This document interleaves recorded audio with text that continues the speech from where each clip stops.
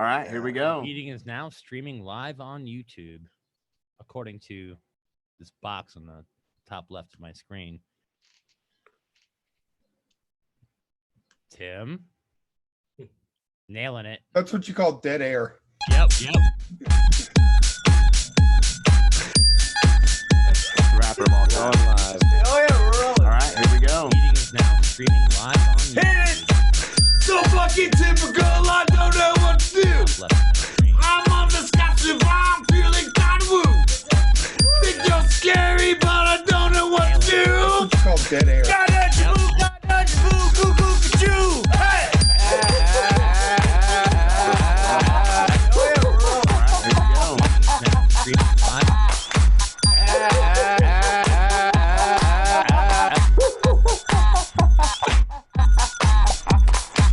So fucking typical, I don't know what to do.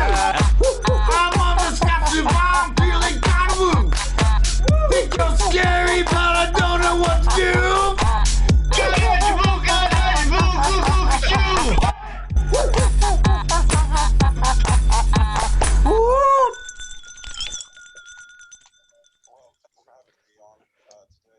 Welcome back to the lot. We were off last week, but we are back.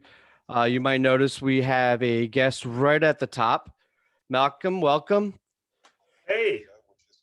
To now, real quick, this is a little bit unconventional for our show, but since we have you on the top, I want to play your intro because every guest gets their intro video.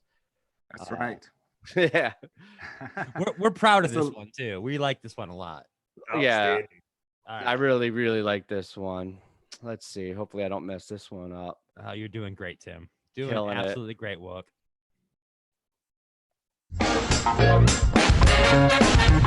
From Newark, New Jersey, and Fans for Racial Equity, it's rugged individual, Malcolm Howard. Curley, but muscular.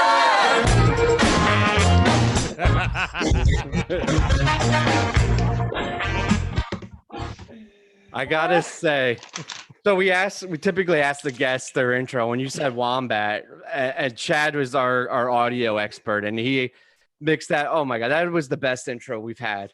That was perfect.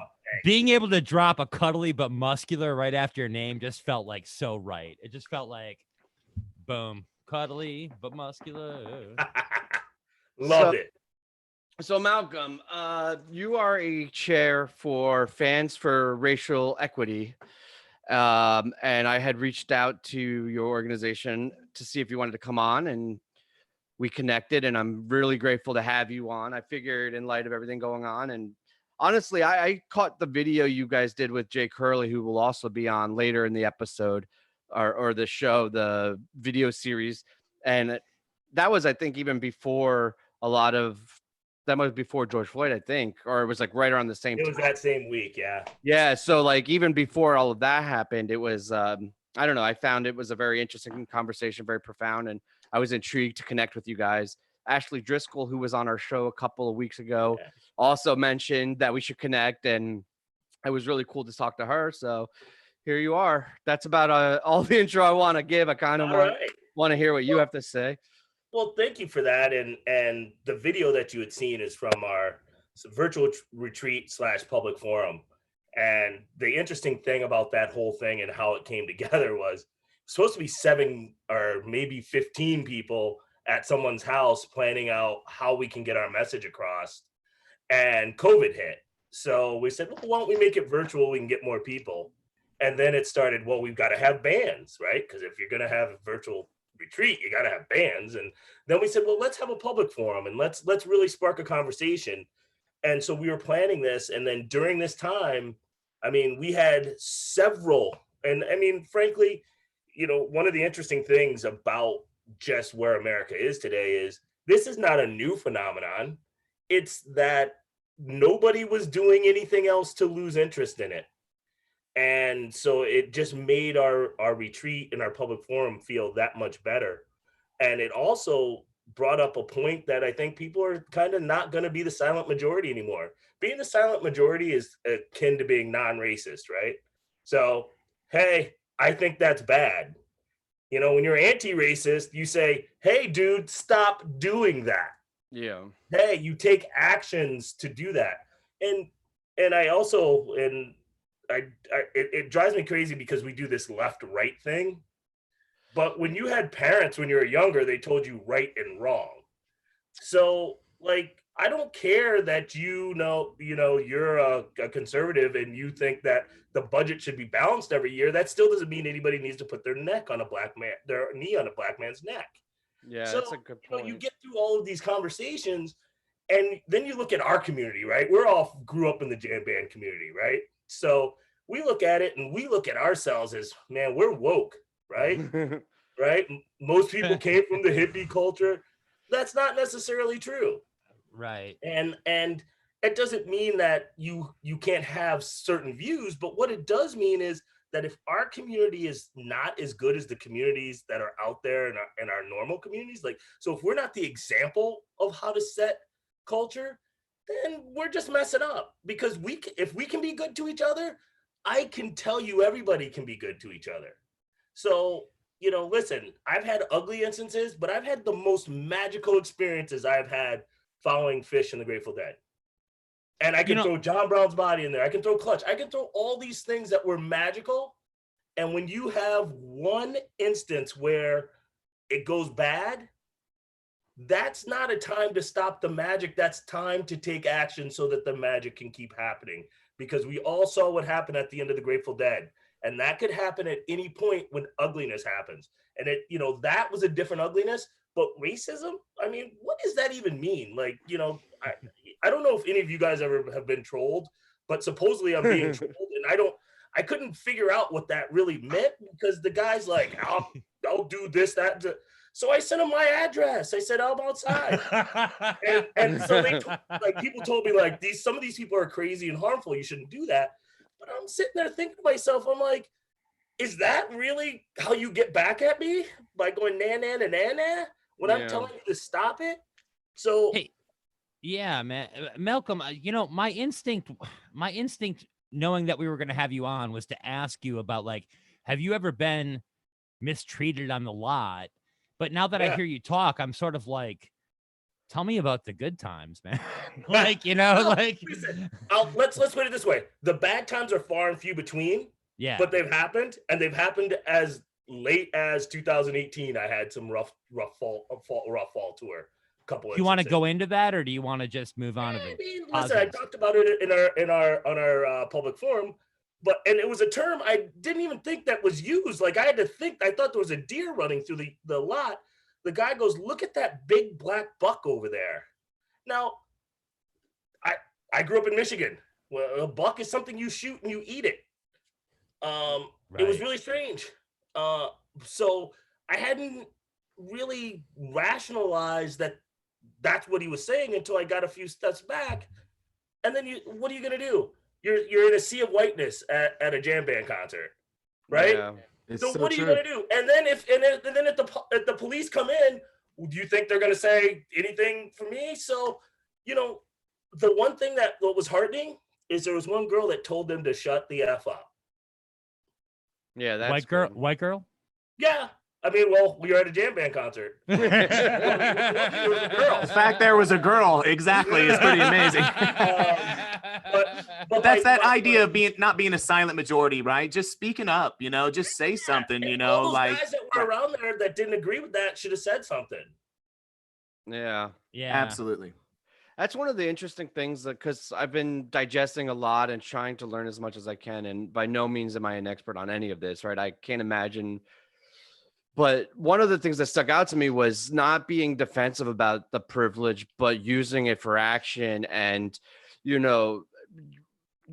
amplifying voices and using the white privilege of like trying to defend and make change and to join in on the cause. And that whole idea of like, I feel like a lot of people like, oh, well, I'm not racist, but they're also not anti-racist, and they're, complicit at best, right? Or they're silent. And I think that this has been very enlightening to me, just talking and listening to people to try to figure out ways that, as a straight white male Phish fan, right? Like I got to figure out what we can do, what I can do. It's a little uncomfortable, right? Because you don't want to talk too much, but you also don't want to do nothing. You have to do something, right? We I guess talked about. I'm Go ready ahead, for Mel. white America to talk. Thank you. Yes, that's That was the conversation because we canceled last week, which I stand by was the right decision. It was very early and there was a lot of things going on. And it was actually one of our best or biggest episodes, most anticipated, right? We had Tom Marshall coming on and but it didn't feel appropriate. And luckily, or for whatever reason, it worked out because Phish canceled the next day. But to this show, we were deciding, should we have it or not? And that was kind of the conversation was we need to talk, right? Like we're part of society. Everybody needs to have this discourse and this conversation. And I'm glad to have, multiple perspectives as well. But I think that we that's why we're here tonight is to just, get back to talking. So why don't you guys go around and just say what was the, and by the way, everybody should know that there's no one blameless in this game. There's nobody who hasn't sinned, right? I'm a Christian. I'm happy to say it. Don't anybody put hexes on me or anything. But, you have to at some point go ahead and say what your questions are. So ask them. I'm here. I'll ask them. And by the way, at this point, there are no stupid questions, just stupid people. Exactly. Well, one of the things that reading your open letter, I thought was incredible and was really powerful. And one of the things that I connected with was, and I wasn't sure 100% by your wording, but it sounds like you have family that's military. Is that right? Am I right about that? Actually, my housemate from college is, I won't say his name. He's a colonel in the Marine Corps. Gotcha. And a close friend, it sounds like still, and, right. And so for me, I grew up in a law enforcement household. Okay. And so it is an interesting, right, experience to be on one side of things when, there is people that you're very close to, they're on another side of it. And I'm just curious, like, how is that experience, being very close with friends and in the military, friends, and things like that for you as well? Like, are they speaking out and being, are you noticing that those folks are being a part of it, or are they kind of shrinking back too, So I will say that I have gotten a message from that person, but listen, you're in the military. You unfortunately, you have different rules, like, right. So I get that, they're here to protect freedom, not to practice it. So I get where they're at. But one of the things I tell law enforcement people is, or people who come from law enforcement families, is talk about the instances that relate to that person. So when I'm talking to military, I brought up the Massachusetts 54th. When you're talking about a protest, the glory story. Yeah, it's incredible. Yeah. But talk about Crispus Attucks when you talk about a protest. Our country was literally built with a black man dying. So absolutely, come on, guys. Right. The history's there. Right. And no matter that's been my big thing. And I want to see the change from law enforcement, military, whatever it is, in that sense of just standing up themselves. My father was in law enforcement, and he wants to go there. You can just sense he's got a good heart. He's there. He just, when these things happen, they become so insular and become so defensive, and instead of saying, hey, let's point out the problems, let's fix this, together. And that's the thing that I think we can do as a community ourselves.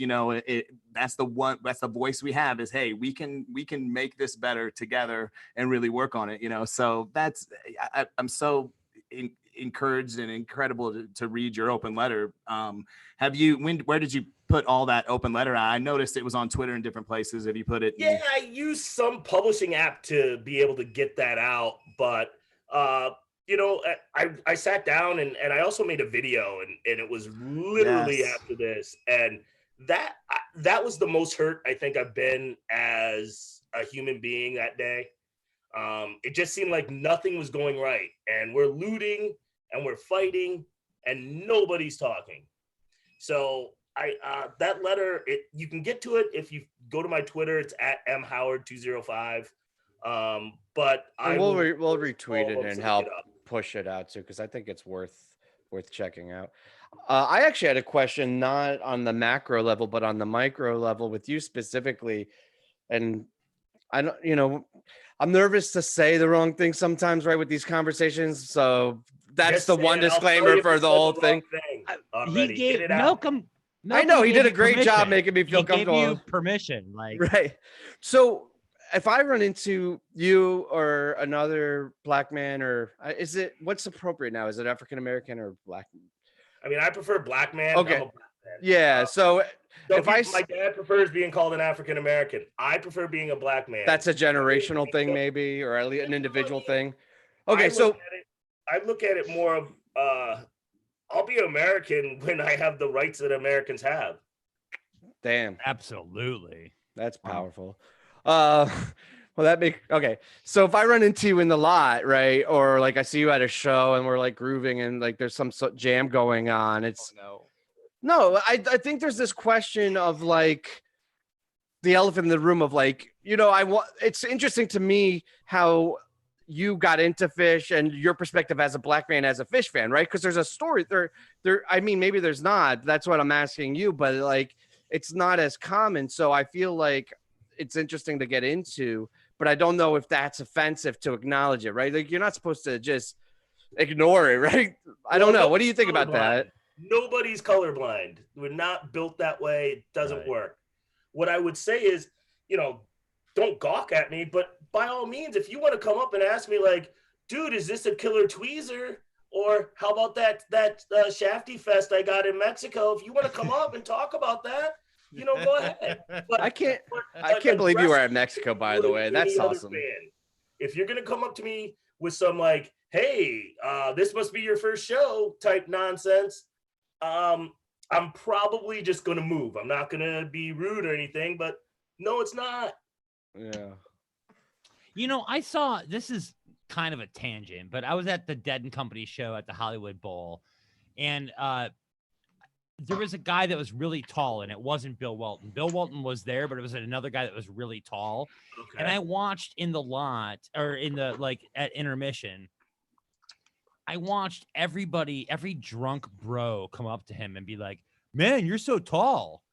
Yeah. And like, it's kind of like the same fucking mentality. It's just like, why can't we just talk about that killer tweezer or that Shafty or whatever? Like, why can't we talk about the beach in Mexico? Or why can't we literally have a conversation that does not involve the undercurrent of what anybody looks like? Right. Because if that's your question, state your question. Don't start all this stuff. Just be like, hey, dude, I don't mean to offend you. I don't know how this is going to go. Then we can have a meaningful conversation. I can educate you. Like, I probably would have come at it like this.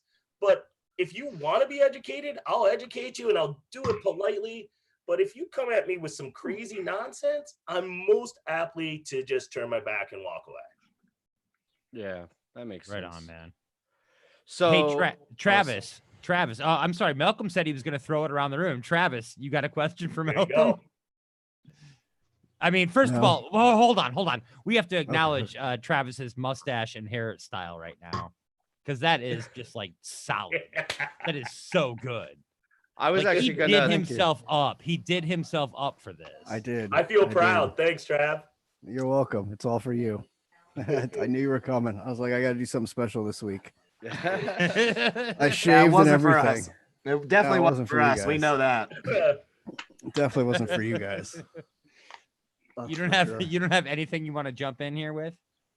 No, I'm enjoying listening. I like the conversation. I'm just wondering, like, when you're there and in the moment, like, do you ever notice, I don't know, is it weird to you, or do you ever like consciously aware that it's so that you're one of few people there? You know what I mean? Like that. Like, I know for girls, like when I take my girlfriend and stuff, she always kind of points out like how few. Right. Always comments on it. Like, wow, there's like not a lot of women here. There's a lot of guys. Yeah. You know, and I mean, it's just one of those things. We know we know what the audience is. I just wonder if it's. I say this all the time, and I'll point it out to people. Like, look around, you can see a whiteness, but when the lights go out, I can't see anything. And I'm curious, do you ever like I don't know, do you try to bring people in? Because, you know, like Phish has such like a background in like funk and soul, and like there's so much in there anyway, and it's like a natural sort of like thing. And like one of my good friends, I take him to like we share music a lot together, and he takes me to his shows, and I take him to mine. I took him to like Coldplay, and like I take him to those guys, you know, and he really loved it. Like he gets into like that's one thing we bond over a lot is music, and like I'm dying to take him to his first Phish show this year, well, the next forum show I'm taking him to, and I want to get his reaction to that and feel like, but I always like bringing new people in anyway. So I'm just curious. Well, if you do that a lot. To that, I'm gonna. It's a 2-part answer. First, you should take whoever you can to see Phish, man. If you got an extra ticket and it's burning a hole in your pocket, take somebody. The second thing I would say, and I'll be, my mother's first show was supposed to be Alabama this year, but didn't work out. So next year we're back in business. But the thing I would say is there are plenty of people of color that like Phish. They just don't want to go to the Sea of Whiteness because the attitude that you get at a Phish show sometimes is like, if something goes bad and you say, hey guys, like, I don't need all that. And they're like, well, I came here to get away from all the outside world. Well, you just brought that shit to me. So let's slow that roll a little bit. So what I would say is there's a lot of fans of color. I mean, there's probably I'm a fan of color, and I didn't find it by accident. How did you find it? Sorry, I don't want to get off the race thing entirely, but I'm curious. I think you mentioned at the top that you started with the Dead. Did you have like a mentor, or how did you get into the whole jam scene? Well, so I went to go see the Dead when I was real young with my parents' neighbors, right? Lived in the town my parents went to college in. My parents were fairly young parents. So they decided to load me up in the car, take me over to Ann Arbor and see the Dead. So I was like, wow, I got to tell you, man, Mickey and Billy can beat those skins. So I was like, okay. So, years go by and we moved from Michigan to New Jersey, and everybody in New Jersey at that point had ski houses in Vermont. So you go and their kids went to college, so you go and you sneak into bars and things. And so that's how I got into Phish.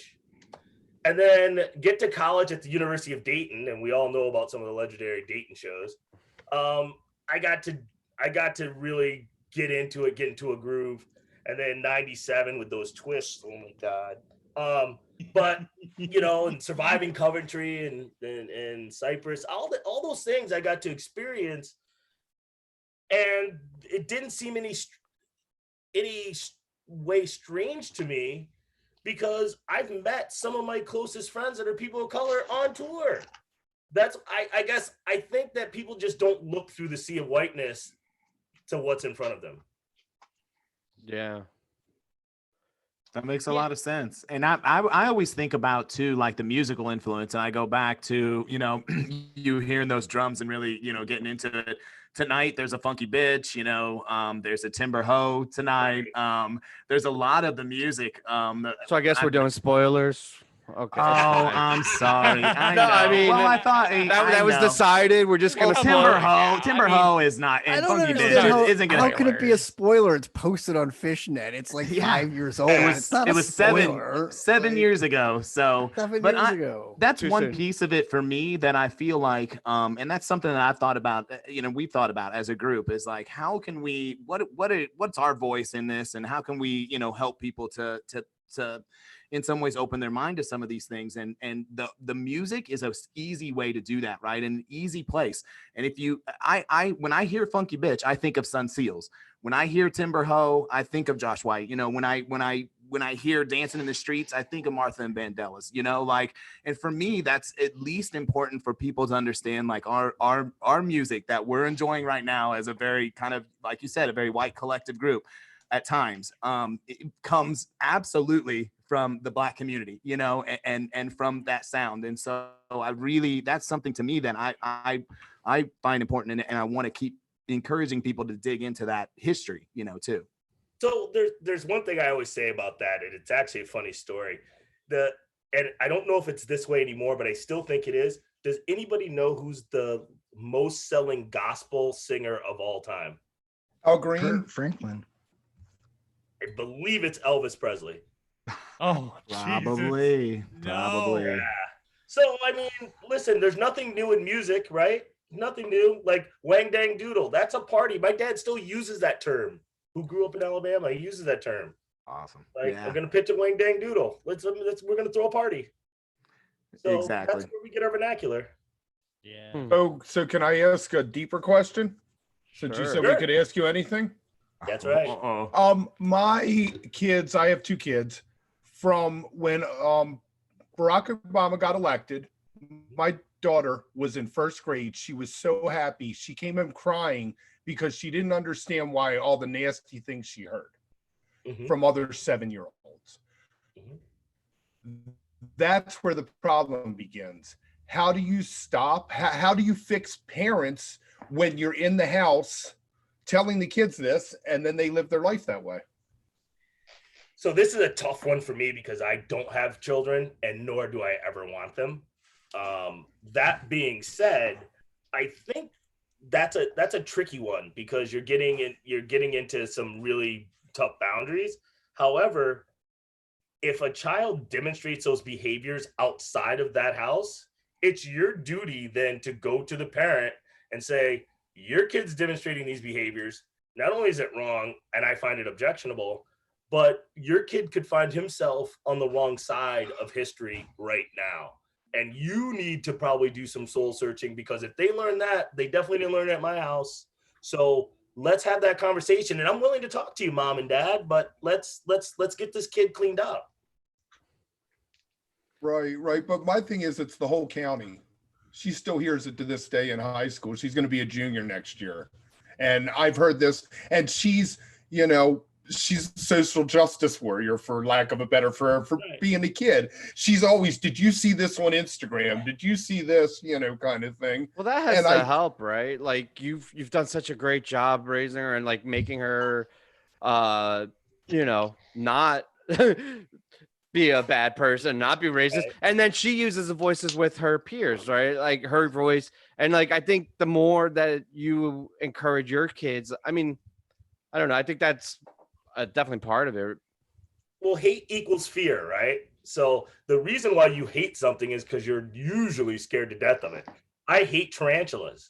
They're probably very nice creatures, but I'm afraid of them as well. I hate widespread panic, and that's because I don't know any of their songs. I'm sure if I gave them a shot,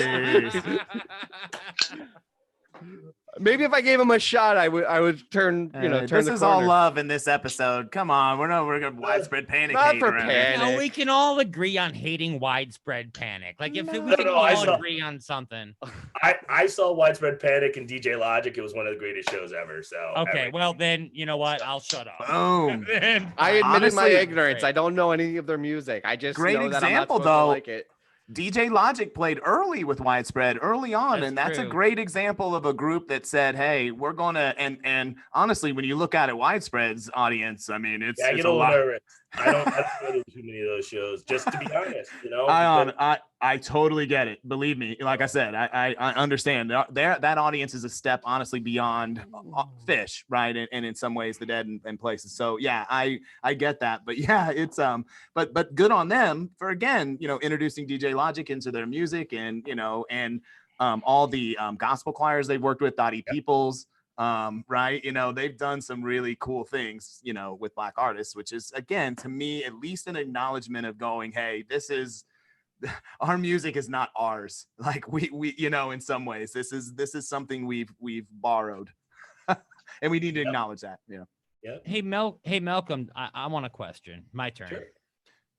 I've been trying as a white man to just do nothing but amplify Black voices on Twitter this week. Like I've been retweeting, like two of my heroes are Roy Bellamy and Rasan from the Howard Stern show, and Roy is from Dan Le Batard, and they're both Black producers. And I watch the shit they get on Twitter all the time. Do you have any recommendations for Black voices I should be following or retweeting or listening to? So I am more of an organic person, so I think you should be in the books right now. I think you should be reading James Farmer. I think you should be really getting back to understanding why this is here, because amplifying something and not knowing why is kind of counterproductive because you never get to the root. So understand the 400 years, and I would argue it's not just this country. I mean, listen, it took this country to get rid of South Africa's problems. It may take South Africa to get rid of our problems. Damn. Right? So I would go back and I would start doing some reading. The autobiography of Malcolm X, great book, one of my favorites. That's why I wear a watch all the time to this day. But I would really get back into some of those guys. I would read some of the early W.E.B. Du Bois books. I would actually even go back and read the history of Frederick Douglass, because everybody sings "I Know You Rider, You're Gonna Miss Me When You're Gone." But my great grandmother was taught that song by her mother. My great grandmother died at 106, I think, in the 80s. So she was born right after Reconstruction. So that song was fresh in their minds. So if you want to tie this back to the jam bands, go and read about this stuff. It's in this day, you can't tell me you can't get a book. You can put it on your phone. Yeah. So you're saying I should get off Twitter, is what you're saying? That's good advice either way. Yeah, no, that's pretty solid. I'm saying get back on Twitter and amplify voices after you have after you've educated yourself. I think it's good you amplified up front. Now it's time for you to do some introspecting, and now go out and learn a little bit, and then wait until you see what you amplify. Are you saying one semester of Black history in college and community college was not enough? No. Chad, I think we should it's more than most people had. True. In all honesty, I think we should do a book plus book club, and these sound like some good books to start with. I mean, we don't have to stick just on that topic indefinitely, but I would love to have a little book club and read and learn and discuss and figure some shit out. And so I'm so good. You just gave me the shameless plug. If you follow Phans for Racial Equity, we're going to be doing some stuff on books. We also have educational library. We welcome you to come check it out. Absolutely. Have fun, learn. We started a YouTube channel. We have some videos up there. We obviously, Jay is going to be on later in the show. We have some of their videos up there from Ben&Jerry's. Those guys are social justice warriors, that's for sure. But the other thing is, I one of my favorite bands is John Brown's Body. You guys know those guys? Yeah, right? I don't. All right, so I'm going to tell you, listen to the album Pressure Points and actually listen to every song and then apply it to today. Oh, definitely check it out. To be fair, I'm very myopic. I'm one of those fans that listens to, Phish pretty much 24/7. So it's hard for me to get out of it, but I'll definitely check that out. Also to be fair, we're not starting a book club because we're just going to redirect everybody to PHRE's book club. So, I mean, what's the point? I hadn't known that when I said that. Well, yeah, I mean, let's just, they already did it, and let's just use, we'll be like, hey, check those guys' book club out. That's the way to go. I'm actually really excited that PHRE, you guys started a YouTube channel too, because that's another, there's not a lot of good Phish-based content on YouTube, right? Like you have the tapers that do like the videos, like Lazy Lightning and everything. And then there's a handful of channels, and we're really, I think it'd be interesting to do some collaborations and 100% work together on that. Cause that's kind of what we're interested in, right? Like we like putting these productions together. In our last meeting, we were talking about doing some piece or some, I don't know what it's going to end up looking like, but something about the artists and the music that influenced Phish and the jam band scene, and kind of diving into the roots of some of the music. But I don't know what it looks like yet. I just want to put out that invitation that we should collaborate on some things. 100%. And I'd love you guys to do a whole segment on gourmet lot cuisine, because that's been pitched. It causes cancer. So I really need to know where to go now. I'm sorry, you said you need to go. What was that thing you said before? I'm out of Tagamet, so I need the gourmet lot food. Like I can no longer have the doner kebabs anymore right off the, I have to slow my roll here. Right, easy on the stomach stuff. Easy on the, can't have, you gotta be, You can't go heady grilled cheese after a show. That ain't. No, I'm done with that. Yeah, no, lactose intolerant. It's a whole problem back at the hotel. So actually, lactose plays a big role in lot food. I was just thinking about French bread pizzas and grilled cheese. I never made that connection, but if you're lactose intolerant, you have a hard time on lot. It's a good base. It's a good base. That's the key to it, right? Malcolm, random question. Were you in Austin 97 summer? I was not. That was man, I would have sold you a dope fucking vegan burrito with a shot of tequila right behind it, you would have loved me, man. We would have been best friends. You know what? I'm telling you, I'll still take you up on it. All right, man. What's your next show going to be? What do you think? What are you thinking for the restart?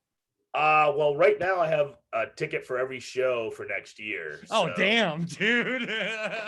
Damn. I missed about 6 or 7 shows last year, and then year before that, I think I missed 1. So, Did you do the whole Baker's Dozen? I did the whole thing, and we just got to let Tim and Malcolm talk for a while. not to make anybody That's it, jealous, I'm out. but I did all 13 on the floor, so I had to go home and ice my legs every night. Holy shit. I did 13, but I was all over the place. 200s, 100s, and I was fucking exhausted. Can't imagine being on the floor for that. Oh my god. My buddy Mike made sure that I had a spot every night, so I appreciate him for doing that for me. Yeah. Wow. That's intense. That's holy shit. That's awesome. Yeah, you were telling us you were in Mexico too. I keep thinking about the people that were in Mexico this year being like a little extra lucky because it was like at that time we didn't know it was the last Phish you were gonna hear in 2020, and for that long period of time. We were joking about this. We were really joking about this. We're like, if you're a Phish fan, you've already obviously had this. And now look at what it really is. It's something pretty serious, but we're sitting there like, oh, you can't get sick, sitting on the beach. And then, we come back and literally like 2 weeks later, it was. Yeah, it was pretty fast, right? That was right around that time. Yeah, I know. I like it's like that COVID idea had nothing on Wook flu, but. No, I like that idea. We're all immune, hopefully, yes, to that. At least, cross our fingers on that one. But I'm pretty sure all of us aren't. Fair enough. I think it's a good thing we're all not in one room right now. We're all digitally together. Not. I think the days of passing joints and bowls at shows are over, though. I'm not so sure about that, though. Yeah, right. The second we all get back, we're not that smart. We're not that smart. Hey, keep an alcohol wipe with you or something. Clean it up. It'll work out. Hey, Malcolm. People in the chat are asking. I was just gonna say that. Are we? Let them flex. They want you to flex. How many Phish shows have you been to? Oh, God. So there's. Your number? Some debate on this. So it's from a low in the 320s to a high in the 360s. Somewhere. Good enough. Malcolm, I just want to say, without even knowing everybody's number, I'm pretty sure you've seen more than the entire Wook Plus team combined. It's impressive. That's impressive. Whoa. Kevin will probably give him a run for his money. Yeah, Kevin's our ringer. He boosts our numbers. Yeah. Well, I'm just saying, if I looked at it logically, like when people ask me that question, I generally try not to answer it. Right, that's what I was saying too. I don't. Yeah, we never do. I don't I feel like flexing stats, but it is interesting. I don't know what that even means. Like, how many have you been to? I mean, my mom would say, God, how much money would you have in the bank had you not been to? Yeah, that's a little rough. It's a little rough. It's much worse thinking about it in monetary terms than actual experiences. Yeah. But if I put in my time in like 97 through 99. So like gas was $1, like hotels were cheap, tickets were cheap. They used to have a lot of shows in a condensed area too. Right. Like now you get like 3 besides the Baker's Dozen, but you get 3 at most in a city, and then you're traveling out of state to the next one. It's harder to tour, but especially that odd one where they want to throw people off the trail when they do Camden, North Carolina, Meriwether. But so it's not that hard. You got to pick one to skip in that. No, but the one that people skip is the one they play Dark Side at and make you regret skipping it. Like Alpine, I don't want to go to thought I was never getting that Shafty, and I missed Alpine. I was like, I don't know what I'm gonna do. This past year or with Ruby Waves, you missed the. Yeah. That was not a Shafty though. It was an Olivia's pool. Controversy. That is true. Did you true. see a Shafty or an Olivia's 100%. That's my question for you, Malcolm. Okay. You are so right. All right. Shafty. I would come back as somebody's Shafty though, if that's all they got. Yeah. So, what is your weirdest like Phish stat, or Like the weirdest kind of thing you've seen that isn't very common. God. Like I mean- for example, I went to Syracuse and it was timber, Right. and it doesn't really mean anything, but it's kind of quirky. So something like that. Hmm. If you want to think about it, we could come back to that. Yeah, question. we might have to go back to it because I've seen a lot of weird things. Well, that I think are weird, like, but they may not all be all that strange. Like, I mean, I was at the first ass handed at the Gorge. I mean, I thought that was fucking hysterical and the weirdest song I'd ever heard. Hey Malcolm, you Oh, you yeah, that's mentioned gotta you were at Coventry. I I was there too, man. You want to share? You want to swap Coventry stories, man? What Do was we- your? Do we? So want- you- Did Yeah, you get no, my we do. grill that floated out of my campsite all the way down to the street? I mean, like all the way to the entrance. The next day when we're leaving, walking, at least we got into the main parking lot, but we're walking back and I see half my stuff in the mud, pair of sandals there, and I'm just sitting there going, yeah, it wasn't that bad. It was. we hitchhiked after the show in the back of a pickup truck from a couple of meth heads, like trying to find our van that we were sleeping in. Like it was just a complete disaster. Luckily, day 2 we found a little like I guess it would be like where you pull off on the highway, but it was like it was technically a state park, and they had like parking spots for like 6 cars there. We pulled our van in, and they had little picnic tables and a grill and a restaurant and bathrooms, and people started gathering there. But then I think I also hitchhiked from 2 more meth heads on the rest of that. Listen, So, if they're as long as they're harmless and they get you where you gotta go, you hope they don't. they did good. They drove fast, but they did good. Like they got me there. They did but well. Superman does good. Yeah. Okay. Maybe You know today, what? maybe You know today what? they're cleaned up and they're going to be our next leader. You don't know. Oh man, that'd be sweet. I mean, You listen, you would think a meth head drives slow because they don't want to get pulled over. Oh no. No. They're not thinking about that. they're not thinking they're not like stopped in the lane, but think they're really driving, and everybody's walking past them. They're like, "Wow, those guys are really fast." You know what? Honestly, I have no experience with meth, so I can't even speak to this. Every other drug, probably yes, but not meth. Like that's one I never tried. So Wasn't if- that are there- the? if Wasn't there are that, any meth heads in the room that want to speak up on this, please go ahead. wasn't that the drug that was like prominent or showcased in Tiger King or Lion King? Not Lion King, Tiger King. I didn't watch It it, was but I in saw a lot of Lion memes about It meth. was in Lion King. Definitely in not Lion Lion King. Yeah, Definitely Hakuna Tiger Matata, King. not so much. Yeah. Yeah, Remember no. Simba? But yes, I think Remember holding up that that I call the guy bag? Joe Tiger. I think he was on meth.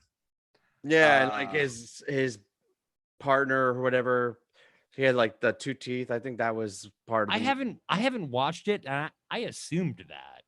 We're Like, we're that was hitting like- all these different topics tonight. I mean, Tiger King and everything. I bring it out, you know. We've only been on the air for 45 minutes, I want to say. I just want to say we've only been on for 45 minutes. And it So- feels like I two just and a want to half check hours in and already. see if he has an answer to my weird question yet. Oh, the What's weirdest thing he's seen at a Phish show. Yeah. We give him some time to Basically. think. I'm Oh just yeah. checking You in. thought about it. Next time, give me that ahead of time so I can get it to the Yeah, guests before they because, come like, on. I mean, the fight I- on the rail at Dayton was pretty strange. Did you guys see that? It was, I heard it was on the live cast, but I mean, the band hadn't even started, and these guys were just like tearing into each other. But as far as Phish goes, I mean, you kind of expect the strangest thing that you've ever seen. So it's, it's not like a letdown, but I mean, who expected that whole Casbah nonsense? I mean, we're Yeah, sitting that there would be. in Vegas, and I'm like, and everybody's telling me about this Swedish or whatever Scandinavian, I think it was Scandinavian rock band, and I'm sitting there going, ABBA? So I mean, there's that. I mean, And I every mean, time that I hear floor Fall was the from greatest Forever floor. 23, it's odd placed. Yep. Hey, Trev, I you were gotta at that show, right? I What's was that? at that show. That Oh, floor okay. was the greatest floor I've ever seen, probably Yeah, at any it was awesome. concert. Like we actually sat up a little bit and looking down on that when it was busting. It was amazing. That was just pure genius. And throwing that together because Curveball got canceled is even more genius. Like how that happened I mean, if that, and that's the beauty of it, is had that not happened, we would have never gotten that. So it's one of those things that like the bad Yeah. thing turned into one of the greatest things. So I hope All that right. helped. All right. I got a question for you. You said ask you anything. Most fucked up you've ever been in at a Phish show. Oh God, that would be. Well, it's got to be Mexico, generally. It's like you go back to being in college, and there's nothing you can't do, and you're in the confines of a beach resort, and Right. and there's always somebody willing to get you back to where you belong. Oh, And yeah. You you've have done ballets previous and years, shit. right? Oh yeah. So Yeah. I think Diana on our very first episode was telling us about this. I don't think any of us have gone to the Mexico shows, but it has gotten considerably better, right? That's my understanding, is that like the resorts and the first few years were a little shady with like the food and service and everything, and then the last couple of years have been really top notch, right? So I the first year I went, stayed at the regular resort, and I will say I slept 3 hours the whole time I was there. And You have to get your money's worth. I mean, shit, those tickets. Right. Those... Well, except when you need dialysis and a brain transplant when you get home. But then we went to the Barcelo Palace and kind of acted age appropriate. And I got to tell you, they figured it out pretty quickly. I mean, I'm sure that they have some bands there that they're just a mess. But by and large, Phish fans are okay. We just annoy the hell out of the other guests. I mean, think about it. Someone's all dosed up and they're walking up to, this person that's there. This is their only holiday that they're getting that year. That's me. That's me. They need to go. I can't Yeah. believe they put other people like civilians. I want to just call them Civilians. at that point. Don't put civilians in that poor. That's a war zone. You That's better what be. We actually did call them last year. We're like, these poor civilians, they're riding on here like, this is crazy. These people just don't sleep. They drink and they're smoking weed everywhere. That reminds. I mean, that I live in reminds New me- Jersey. Everybody's smoking weed everywhere. Right. That reminds me so much of Jazz Fest 96 when Phish played down in Jazz Fest, man. The night before, that Thursday night on Bourbon Street. Malcolm, you're nodding. You were there? Yes. Oh my God. folks had Dude, just- it was My on. folks had actually just moved there. Oh, no kidding. You were living there. Oh my God. That was the most unbelievable. Like Bourbon Street that Thursday night before Phish played was just like heads everywhere. So, Kevin. So you just nailed it. That's the night I was probably the most effed up because I could not smell Bourbon Street, and everybody knows Bourbon Street stinks. My little brother was there. He was under 21 and he was walking around with a cup going, spare a swill, spare a swill. Like, Oh God. people were just pouring like whatever in his cup and he was just drinking it. It Again, was that's really pre-COVID. a disaster. The man. pre-COVID It was a days. disaster. And I think we got more fucked up for the Phish show actually the next day. So, That Friday. Malcolm, you lived in New Orleans. My folks lived there, so I went. It was an easy place to have lodging without paying for it. Being 2 years out. Telling my parents, I'm coming to see you, but there's a concert I'm going to see. I make all of my family travel plans and vacation plans based around tour. It's the nice thing about having family around the country. Oh, I'm going to stop by. The first Now in the days of COVID, they put a tent out front. we stayed at some hotel in Slidell, and I don't even think we made it back on Thursday. What's night, that? I man. forget what road that is. Like 310. That's right across the. It's across 110, the. 110. Yeah, it's across the bay or whatever what they call it there, the tributary. But I don't think we made it back that night, the Thursday night. I think we may have just like slept on the street somewhere. I'm pretty sure because I was in Mother's the next morning getting the ham because we Right. hadn't. Oh, you gotta go. You gotta get it. And then I think we had lunch at Fiorella's Chicken. All of the food I just pushed around the plate because I was so wasted. There's no way I was eating it. I'm so glad to bond with somebody else that was there that night. That night on Bourbon Street, Phish Well, didn't even play a note yet, and we were already all wrecked. we Just owned all. we owned the quarter. We Phish did. fans owned the quarter that We night. did. It was really special. It was really cool. The show was all right. Oh, but hold on a second. Malcolm, you were there, so I have to talk to you about probably the greatest moment in Phish history is when they played Cavern, and whatever you do, take care of your shoes. The lyric came up and it started pouring rain on all of us. And it That's was what you're going with 105 as the degrees. greatest moment in Phish Yeah, history. yeah. It was, no, Malcolm, I was back slightly me up. annoyed. I was slightly annoyed by it myself. I was so happy. I was so happy rain started pouring down. I was so hot. Yeah, you should have got a nap in. I don't Yeah, think probably. you would have had a different perspective on that. So this is a unique opportunity as talking to somebody who has seen over 300 shows. 320. What was it? It was 320.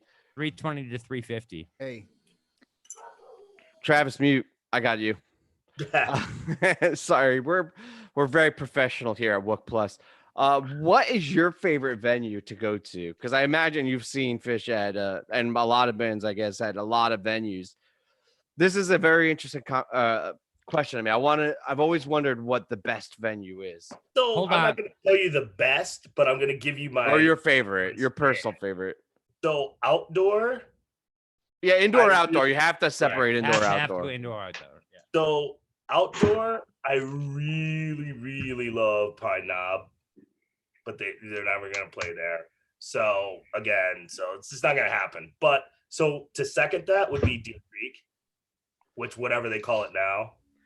Still Deer I just- Creek, isn't it? It's always that's what Deer we call Creek it. forever. Yeah, Who cares? named it something, but Yeah, it's probably really like Verizon Amphitheater, but Hey, it will don't forever Matt, be don't Deer give Creek. don't give Verizon like any we're not A Oh, free plug on our Verizon. super Deer popular Creek. YouTube Fuck channel. Verizon then. I'll Motion just to throw that in table. there. There we go. Yeah. the quote so- llama though, that's the wrong answer. It's Red Rocks. It's always Red Rocks. Red Rocks is the Oh, greatest venue in God, the world. man. Deer that's Creek. yours, and I Stop. respect it. What Deer about Creek indoor? and Pine Knob forever, man. So indoor, I have two. So I like to say the new arena and the old arena. So you notice when they do a lot of these fall tours, so they'll do Rosemont and they'll do Hampton and they'll do those. Those are wood spine. So the sound bounces, right? Right, So- right. I'm a Hampton wood spine guy. You like that? Wow. I like that. right? Yeah. That is so Um, heady, man. That's Yeah, so and then deep.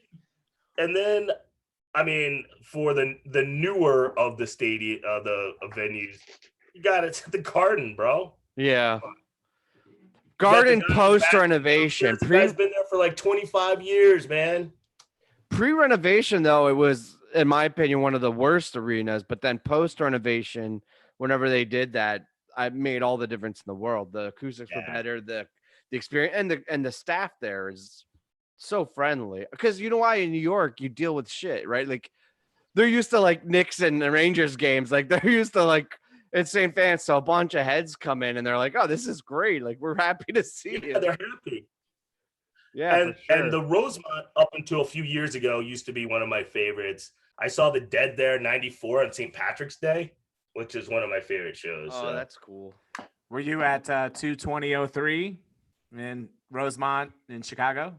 Well, you just rolled your eyes. I'm sorry. You just rolled your eyes like you just pulled that number out of the top. of your head. I Like you didn't never write it talk about that down. show or think about that show at all. No, No. because, and it's interesting because I was actually working in Chicago during that time period, and I was kind of going back and forth to the East Coast, so had responsibilities. Did you do a lot of 2.0 shows? I mean, did you kind of heavily tour throughout that time, or did That you was kind of take? that was money making time for Malcolm. So 1.0, 3.0, like you get to that point in your career where now shameless plug, but I own my own business, do management consulting for healthcare companies. Oh, And awesome. you have to, at some point I had to limit it to, about 10 shows, maybe, 8 shows a year. Now I can get back into the doubles and, listen, if they do 100 shows, I'll try the damnedest to do all 100. Wow. So Nice. I'm planning on doing the full tour next year, and I think some of the other guys are too, just because we're missing.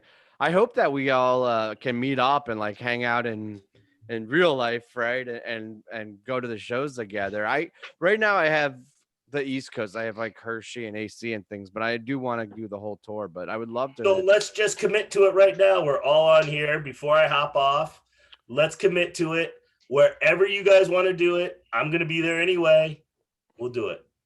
Awesome. Nice. I'm Love in. it. I'm in. Before, I don't know if you're up against it and have to head off, but I was going to make an announcement or take care of some admin stuff at the top of the show, and I want your perspective or want to run it by you. But since you were on at the top, they were a little bit out of order. Sorry. I'm sorry about messing everything up. No. It's great. I don't know if you've if you've seen my personal account, but we do these brackets. And the next bracket coming up, we do them online. The next bracket coming up is the greatest American rock bands bracket, because I think the origin or the precipice of it, Chad did this. He created the original one like 7 years ago. But it's like everybody always talks about these British bands. So it's like, what are the American bands? So we're going to kick it off on the 4th of July, America, whatever. So first I wanted to make the announcement. I guess I glossed over that. Fuck yeah. It will be launched on the 4th of July. Woo! But while we have you here, and I want to kind of get this from all the guests, what do you think the greatest American rock band is? Or you can give 2 or 3 if you can't decide. Yeah, we did that like 2 weeks ago, and it got heated really fast. This is tough because it's I don't know, it's age specific. Because like if you ask me that question right now, I'm always going to go to Clutch as one of the greatest American rock bands. If you're talking about, I'm going to go out there and lay it down and just blow out and start screaming and yelling. Boom. If you're talking about rock as just a genre, then I think you got to go Dead or Phish in there. And then if you're really, really just saying what is the greatest American band, I don't know. I think you might have to consider like Parliament, Yeah. So I guess we got to think about the name too, because it does dive in, Chad, right? It dives into like funk and like I think Parliament's in the bracket. I did like when I said rock, I included crossover groups, and then I excluded and the bands, but we're gonna have a special play-in tournament from that. I'm announcing that right now. There's gonna be a special play-in tournament for the and the bands. Tom Petty. Give an example, Bruce Springsteen and the E Street Band. But you said Clutch like right out of the gate. I love Clutch. They're not even in the bracket. Make an argument for Clutch right now. They're not even in the bracket. We haven't published it yet. Guild of Mute Assassins or 10011 or how many studio albums do they have? A ton, probably 12. What's their best album? Are they American though? Beale Street to Oblivion. Really? You might have to revisit. I like the Elephant Riders. God damn it! Elephant Riders, yeah. I mean, it's up there. Also a great live band. Really good, like honestly, like a jammy metal band, in a sense. We've been talking about this for 2 months. How come none of you brought up Clutch? We spent a whole Saturday. We spent a whole Saturday discussing this entire thing. Nobody brought up Clutch. And you blow it up in 10 seconds, like boom, like all of a sudden. Finally, we're putting it to bed. Like we have the seating, we have 6. Yeah, we're like we're done. It's closed, and then I'm like Lee Scratch Perry. I'm the upsetter. There you go. Heck yeah, like we got to figure out how to get them in, but they are. All right, CCR is out, Clutch is in. Oh, Clutch gonna get angry. Kev's gonna get angry. Clutch comes from Clutch started about 20 minutes from where I live, up in Frederick, Maryland. Oh yeah. Okay. Yeah. He's gone. And their sister, Neil's sister, works at the Cake Boss in Hoboken. Oh, nice. All right, Holy Clutch shit. is in. We got to find a spot. So, how did you discover Clutch? Good question, Llama. Great friend of mine. I'm gonna even throw his name out there, James M. Leach.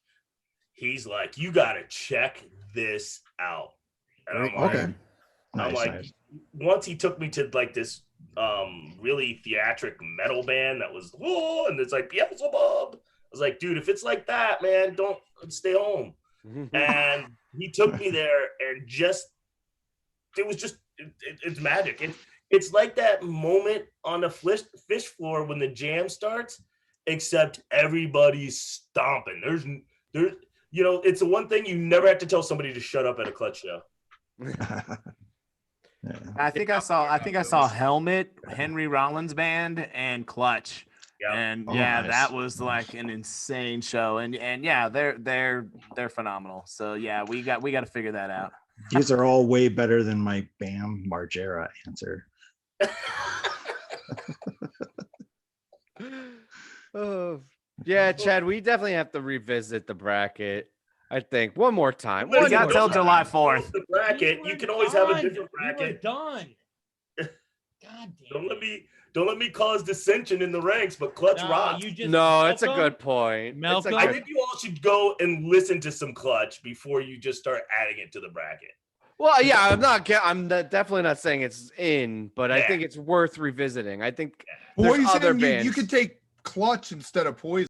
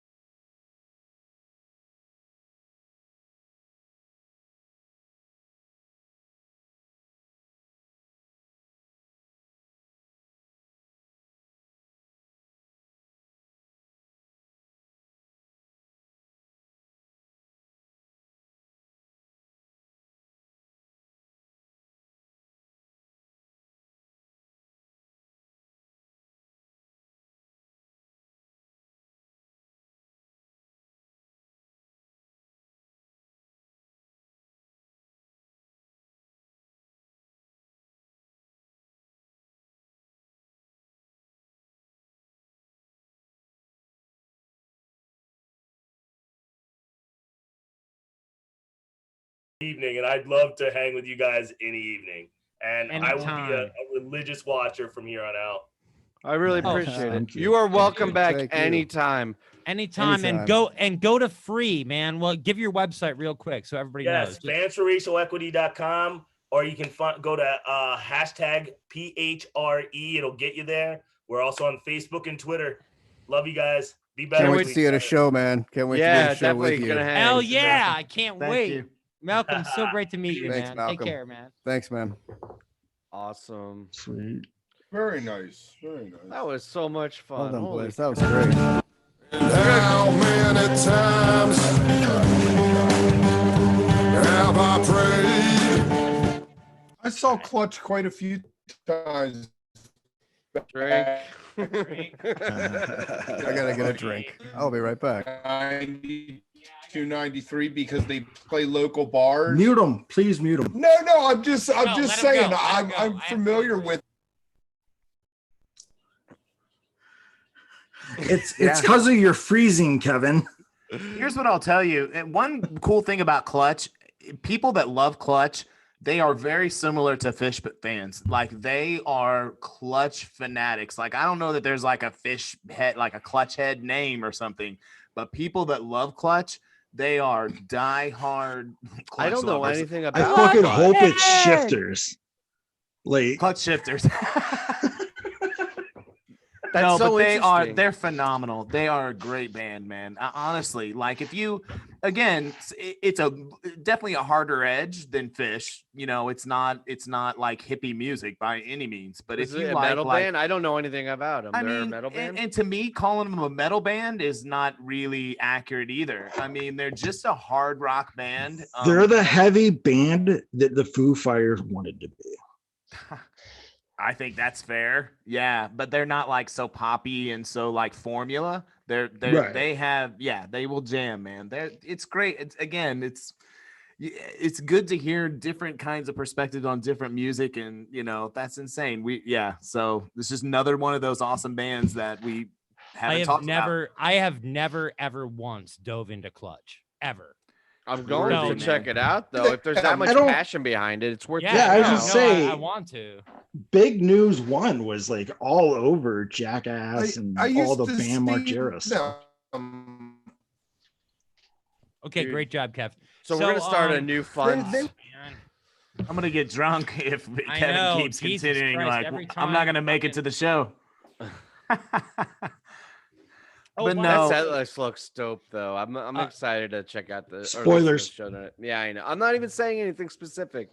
By the way, after the dinner and a movie show tonight, I have a secret link for you guys on Twitch to watch the Trey with Tedeschi Trucks Band. If you guys Awesome. wanna- you guys wanna Yeah, stay I like up. that new. We've been The getting a Layla lot of set. those. The Twitch links that are like kind of underground. Like I Yeah. like this new thing. Like I hadn't received, and maybe it's just I wasn't getting them, but it seems like during COVID, during the pandemic thing, it's become a lot more popular.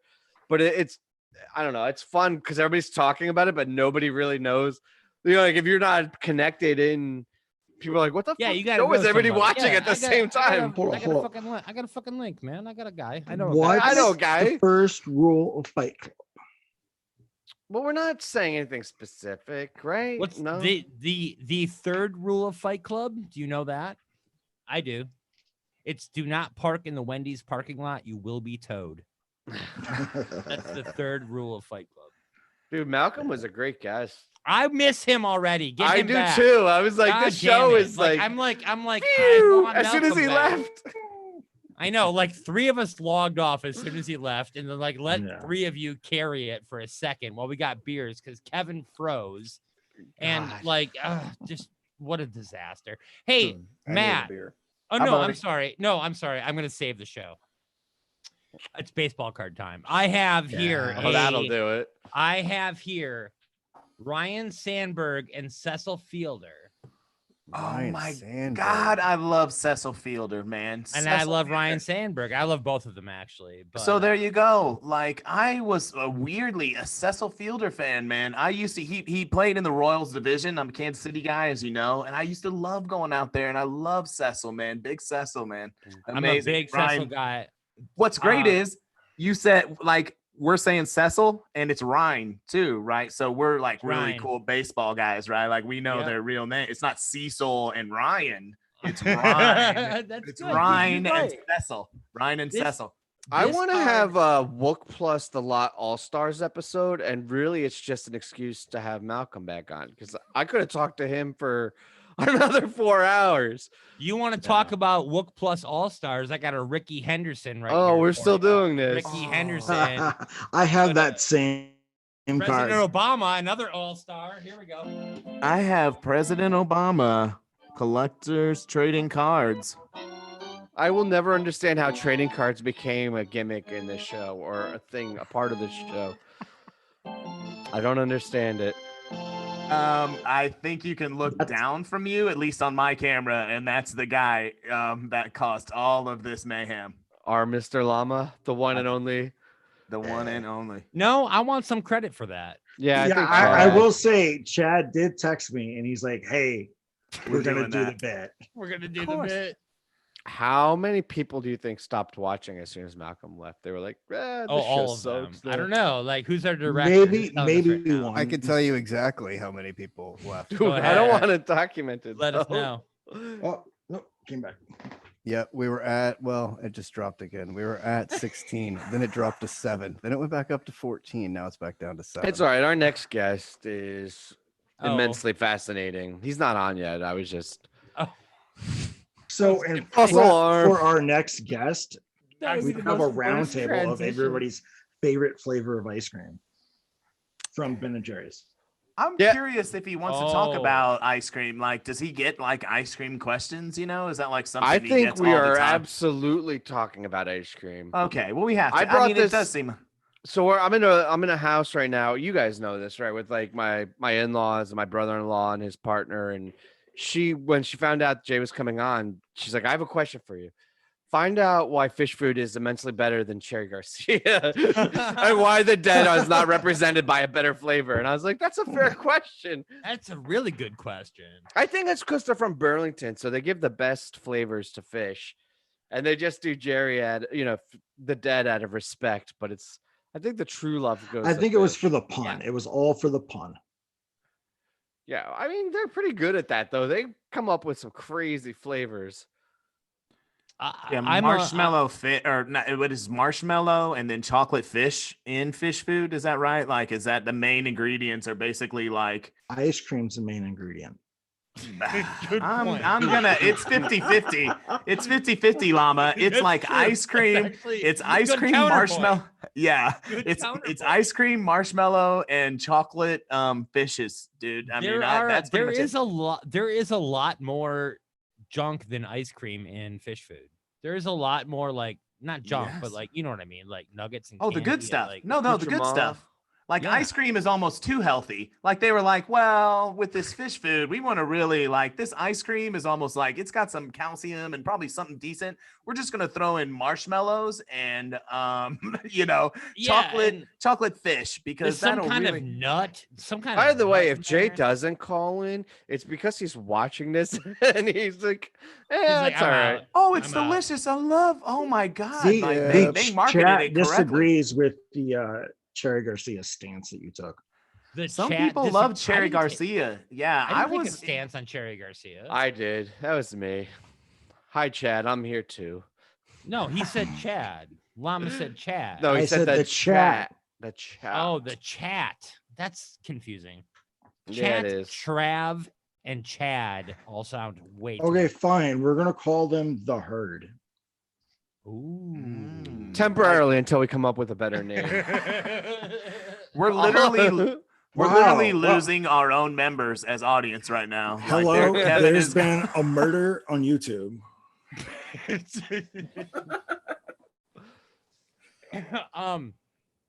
So you guys got tickets for tonight? I do. I've been to the Gorge, man. The Gorge. Anybody else I know? We've got some West Coast love. I know Trav's been to the Gorge. Definitely, right? Like I'm Yeah. Chad's been to the Gorge. Have you been, Tim? No, I have not gone to the West Coast for Phish yet. Unfortunately, I want to. And I know we're spoiled, and I really have no room to complain, right? Because like anyone that's on the West Coast is like, "Oh yeah, poor you on the East Coast," but you got some really stellar venues on the West Coast that are on my bucket list, and hopefully this next tour in 2021 is when I'm going to hit some of them. But I have not been to the Gorge yet. It You is really only have- overwhelming. You really only have one stellar one, I would say, like the Gorge. Like everything else is, I mean, the Forum is cool. Like the What Forum. about sounds MGM? good. I mean, Vegas is. I mean, it's not the coast, but It's not the coast. Right, but I mean East versus West, right? Like I think the Halloween shows and the Gorge are the highlight of the West shows every year. I feel like the Midwest has it the worst. But it does now. Where? The Midwest and the Central Time Zone. Please, the Central Time Zone gets absolutely screwed. Absolutely. Thank you, Llama. You are Yeah, but you're 100% used correct. to it. I mean, that's not just No, Phish, I'm not. That's life. why I'm pissed. I used to live in New York. Wait, I want to know if that was the guy that was off camera weighing. No, that was me. I That just was did it you? very You were saying subtly. wah? All right. I mean, we are literal like fish flyover country at this point. I mean, we literally, and Dude, I was- honestly, that's not 100% correct, Tim, in some ways. Like, we used to get shows when they used to tour crazy. They used to like, Alpine's Midwest, right? yeah, it's Eastern Time Zone though. Again, No, Alpine it's is not not. Eastern time zone. It's Look it not, up. man. Look at the goddamn map. look All it right, up. I have a Wisconsin. better idea. How about instead of that, we Look it let up. in our next and final guest? Because While We I have look a up guest? East Troy, We do. Wisconsin, by the way. Okay, all see you right, guys later. all right, ready? West, I'm gonna it's try the not to mess Central this time up. zone. All right, Central, Whew. Midwest. Love you guys. I hate you all. Working at Ben&Jerry's promoting socially responsible business. It's Ice Cream Man and Kickball Wizard, Jay Curley.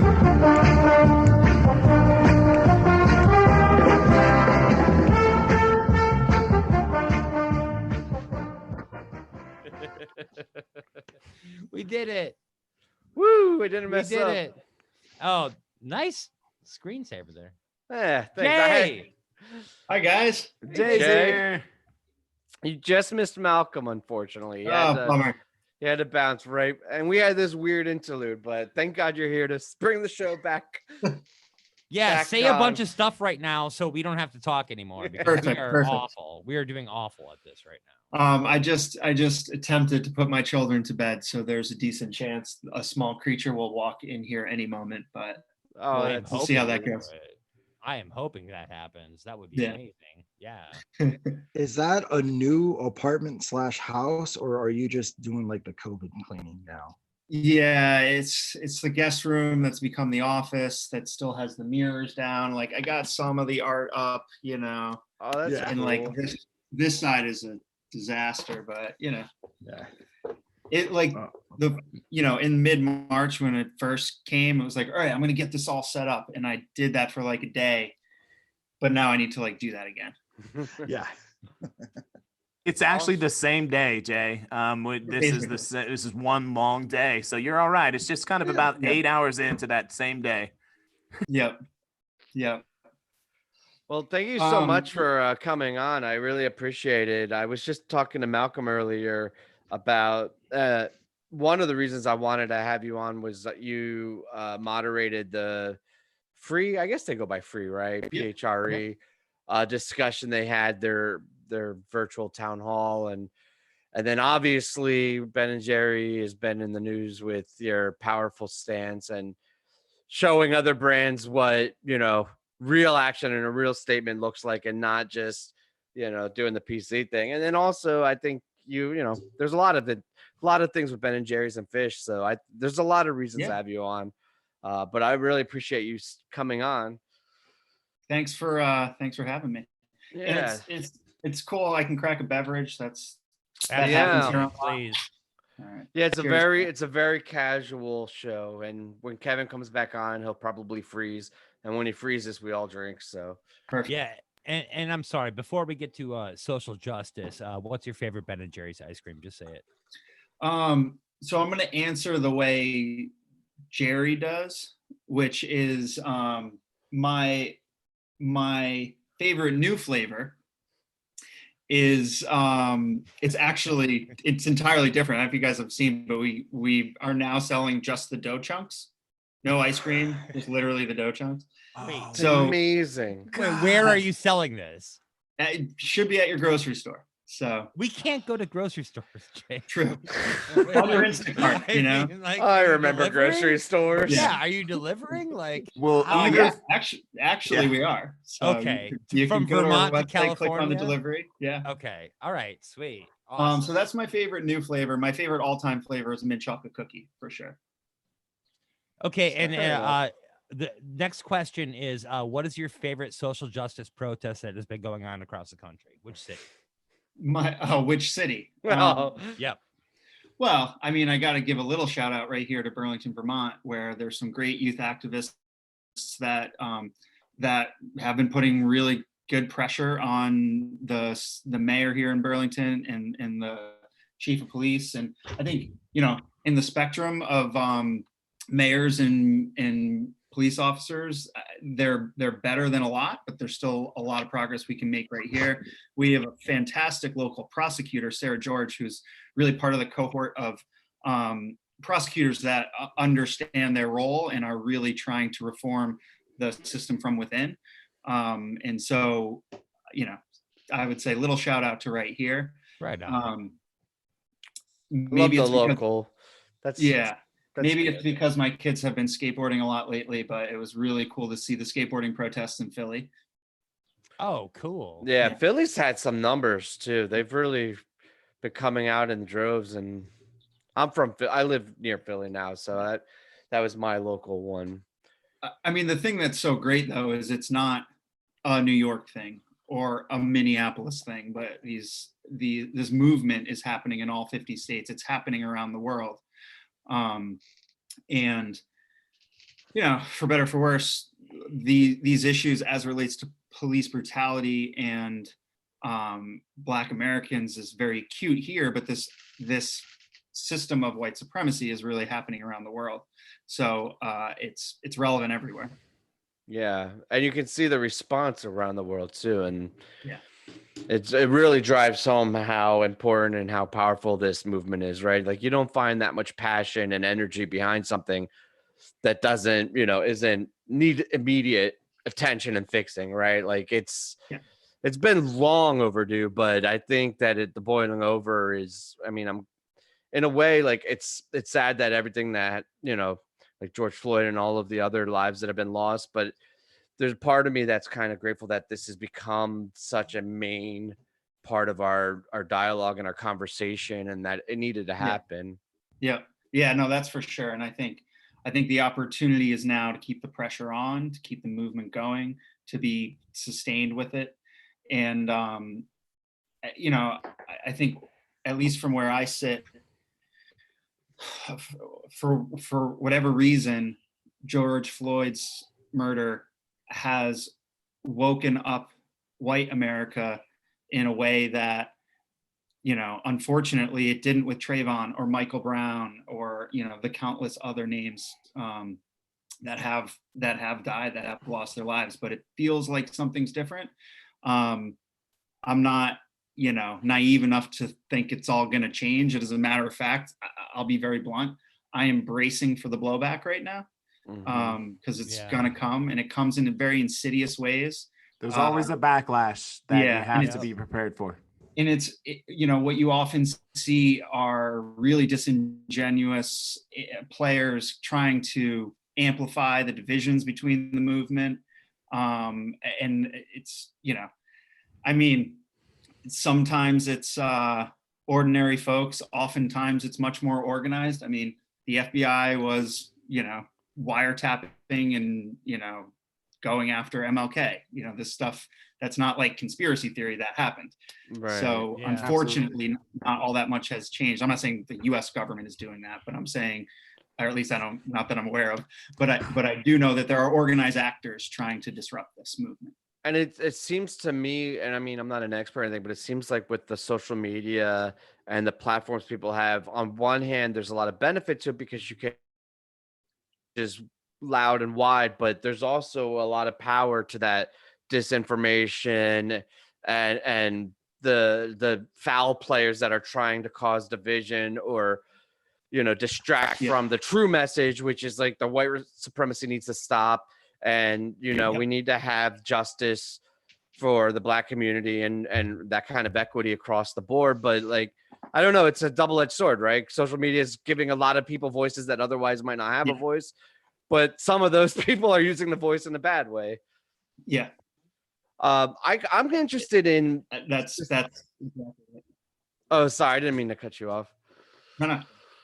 No, I'm interested in though with you specifically and Ben&Jerry's stance and statement on this, the dismantle white supremacy. I want to call it a campaign or statement or press release. I'm not sure what you call it, but it cut through, in my opinion, a lot of noise from a lot of brands that were giving very bland, safe statements. And I'm wondering, was that like a group decision? What your role in was it a very easy thing? How did that all come together, and how was that executed, I guess?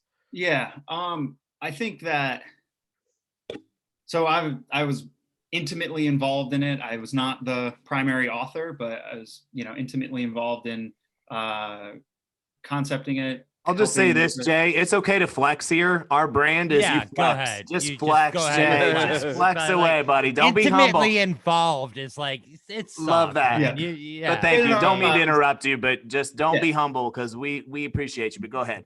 Yeah. Thank you. But so, and I think it was.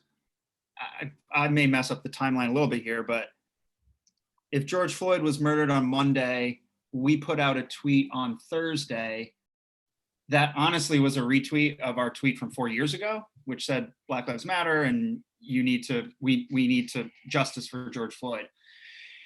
In between when we did that and I guess Tuesday of last week, it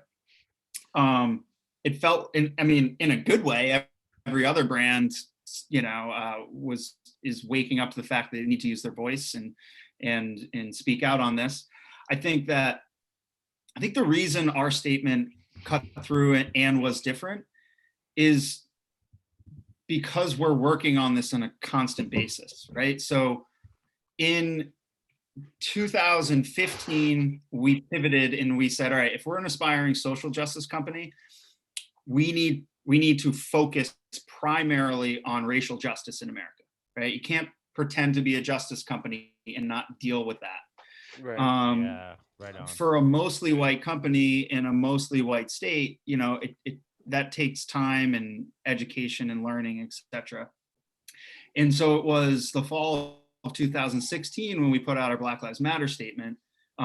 So again, not flexing, but just chronology, we were 4 years ahead of every other brand saying Black Lives Matter, or most other brands, right? It was genuine in some ways. It came from, it wasn't something that just was trendy or something. It was a genuine thing for you all. And not only that, for the last 2.5 years, and specifically for the last 18 months, we've been running a campaign around reforming criminal justice reform, on divesting from a broken criminal justice system, on investing into community services, etc.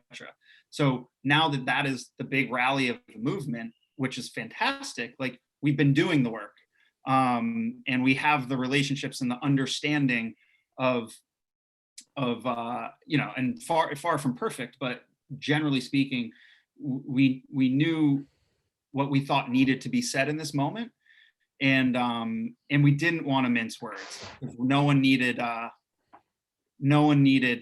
just another bland statement, especially from us. I think people in a good way now expect our leadership on this from a brand.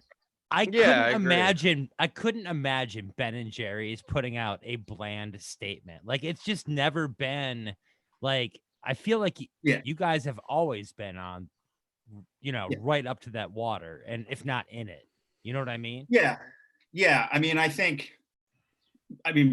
it started with our co-founders. It started with Ben&Jerry and this idea that we want to do business differently. And I think that, and myself and the team that's doing this work on a daily basis, like we're in touch with those guys and they're rooting us on, and we're bouncing ideas off of them here and there. So the roots of that inspiration are still very much with us. What's the blowback been like? So that's a little bit why I'm like a little nervous on the kind of reaction that's coming. This time, not much. When we said Black Lives Matter 4 years ago, the phone rang off the hook for 2 months straight from mostly families and of police officers and police union organizations that were attacking us. And when we said, when we supported gay marriage in 2009, the phone rang off the hook for a month. But this time, not so much? No, which makes me a little nervous and hopeful at the same time. Why nervous? Why nervous? I'm hopeful because maybe this really means something changed, but I just feel like you're cynical. People don't give up power that quickly. It just doesn't happen. And it's almost like that pullback car, that you eventually let go. When is it going to get let go? Because it will get let go. Right. And they're pulling back back now. And the only hope is that, again, they're having to pull back farther and farther. They're having to go so far back at this point because they're losing it. They're losing some of it, some of that control and some of that power. And again, it's a credit to you all. It's a credit to the people in the streets that are again, saying this is enough, and the movement organizers who've really been laying the groundwork for decades, and so maybe, and I'm nervous that that's what's happening, that pullback, but I'll give an optimistic analogy that was told to me by Ben, but is originally a Pete Seeger story, right? So we'll dive into a little bit of music and inspiration there. And I am going to totally butcher this and tell the story the wrong way, but I'll try to get it right. We won't know any better, Jay. So Yeah, you- exactly. hopefully I'll like land it, you know? So it's the analogy of the spoon brigade, right? So picture a seesaw and picture a rock down at the bottom and a bucket up at the top and a big ladder and a crowd of thousands of people just watching. And one person taking a tiny little spoon, going down, digging up a little dirt, walking up and dumping into the bucket. And slowly, more and more people join this person. And eventually there's enough people and enough sand in that to make it move. And I already messed it up. But the basic idea is, you know, people saying nothing's going to change. There's no way this is going to happen. And more people join it. And then all of a sudden it tips. And all it needs is that one spoon. There's the one spoon that's the tipping point that you transfer the weight over.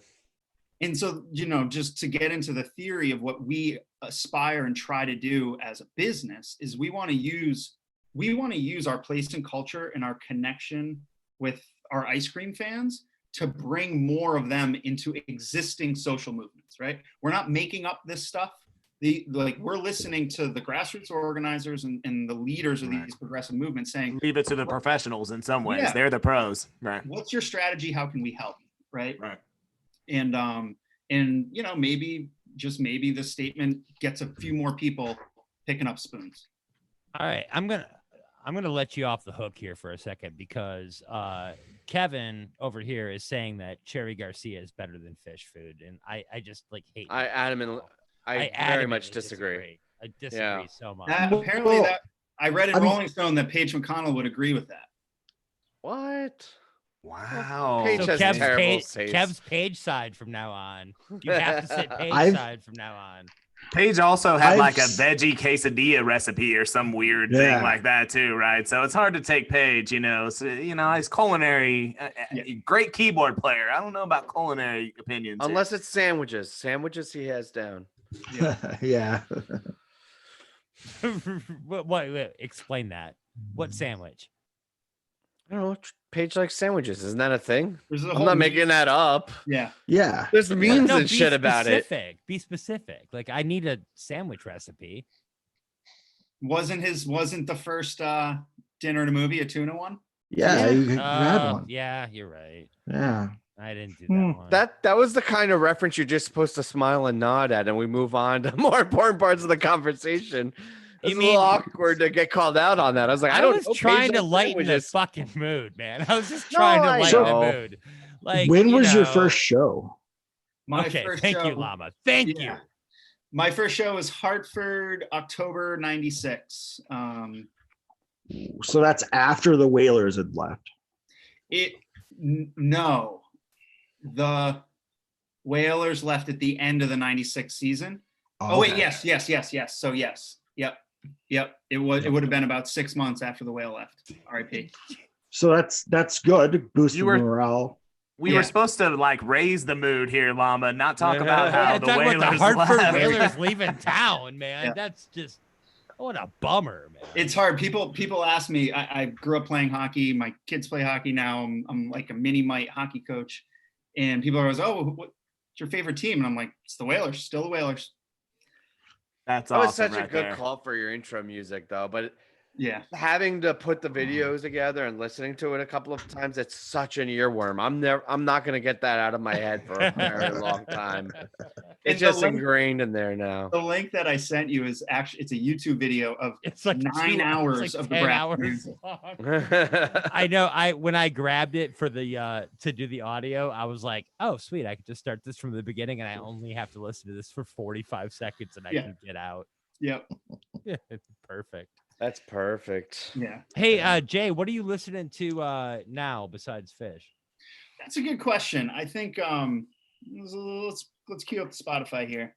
Nice. A lot of Harry Potter soundtrack, which is more for the children. But you know, the past 2 weeks, and again, so I grew up in West Hartford, just outside of Hartford in the mid 90s, based on, me seeing my first show. The last couple weeks, I've been listening to so much mid 90s hip hop, like Wu-Tang, We were just talking about that today. That's crazy. It's just really, and we did, I don't know if you guys saw, but we did a collaboration with Nike. We came out with a Ben&Jerry's Nike shoe. Oh, that's cool. I haven't seen that. I saw that. The Chunky Dunky. Anyway, we Raekwon wanted a pair, and so we sent him a pair, and he like posted about it, and it was like, that was like the peak of, dismantling white supremacy is here. Sending shoes to Raekwon was right here. Nice. Who's your favorite member of Wu-Tang? Oh, come on. I mean, it's cliche to say, but Method Man certainly, You can't ask that. You can't ask that of another human being, man. You can't ask who's your favorite member of Wu-Tang. That's unfair. But I will say, especially now, I mean, Raekwon had the ice cream truck song that I forget which song it's in, but he had a lyric like Peace of Connecticut. And then he actually is a big supporter of Grayson Bakery, which they're based in Yonkers, and we get all of our brownies from them. We have forever, and they're a social enterprise. Their kind of mantra is, we bake brownies to employ people, not the other way around, right? And so it's an amazing organization. Check them out, Grayson Bakery. But anyway, Raekwon's a big supporter of Grayson, and they're a big partner of ours and have been for almost 30 years. So these days it's Raekwon. Awesome, man. Hey, Jay, I'm sorry. I'm going to stop badgering you with questions in 1 second, but I got a text question from my brother who's watching right now. He writes, what is Jay drinking and what ice cream would he pair with it? I'm drinking Focal Banger. That sounds like a swear word. Yeah. Do we have to censor that? Yeah, I mean, if you guys have heard of Heady Topper, it's the same brewery, but this is the one I like. This one a little bit better. It's the Heady Topper's like 7. This is, or 8%. This is 7. The hop profile is just, it's not as like tinny. What ice cream would I pair with it? What ice cream? That's the important part of this question.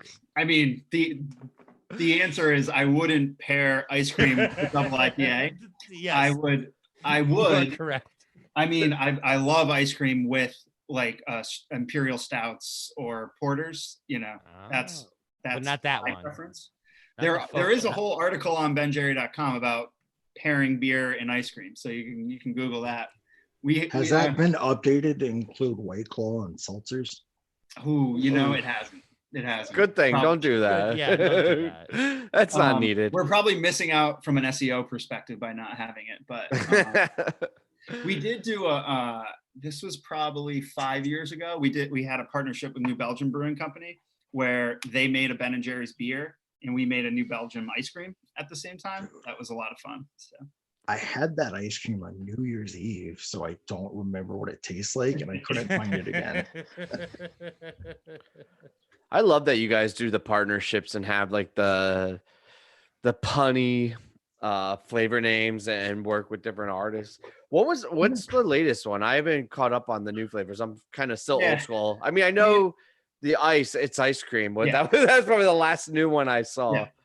That was a real fun one, to be honest. It was awesome. We can go back to that. It's probably more relevant to this audience. But the latest kind of like partnership real flavor that we created is we have one out with Netflix right now called Netflix and Chilled. I don't want to interrupt you, but this has been on. I've been admiring this all day. Did you guys see the article about the Space Force trademark? That is fucking brilliant. If for no other reason, the show is okay, but the fact that they've been aggressively going for those trademarks and that the government's been so behind on it, that makes the whole show worth it. Totally. Sorry. And the ice cream. So we have an ice cream with Space Force called Boots on the Moon. Nice. That's awesome. So that is technically our most recent flavor partnership. I have not seen that in stores. I mean, it launched like last week, literally. Oh, so it'll be. So in the Midwest, we'll get it in like a month. Probably. I'm definitely gonna keep an eye out for that, though. Yeah, it was fun. We actually launched a pint into space. Well, technically the stratosphere, but it was fun to do that. Nice. That's so cool. All right, so back to Phish, because I have a couple of things that I've seen or wanted to ask you about. One was It's Ice Cream and working with Phish and Pollock and everything going on with that. Yeah, I mean, I kind of lucked out in the sense that I'm a Phish fan, and my job ended up being to partner with the band and get to do some of this stuff. And the Flavor started back in '97, and has had a great run.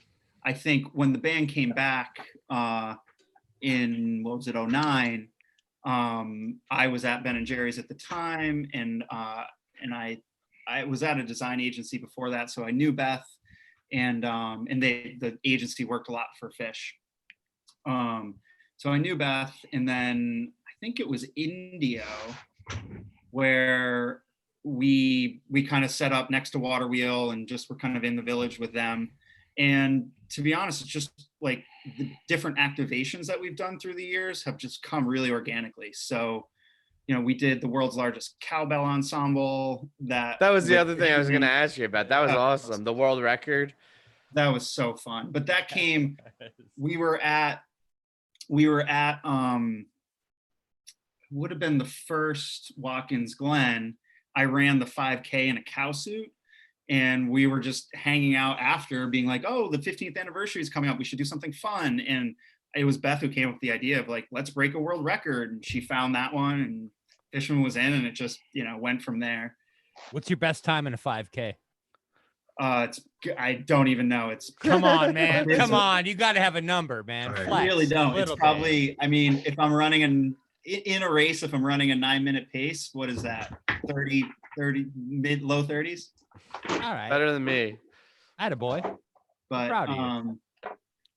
I just have to know. I'm very competitive. Working around all that ice cream, there's no way that that takes some incredible willpower right there. We get 3 free pints a day, but for the last 3 months, we haven't had anything. We've run out. So. Oh no. Yeah. Oh. Are you like withdrawal at this point, or is there like some withdrawal happening? I'm blessed and cursed. Like I'd rather have this than a scoop of ice cream. So yeah. Fair enough. Yeah, Same.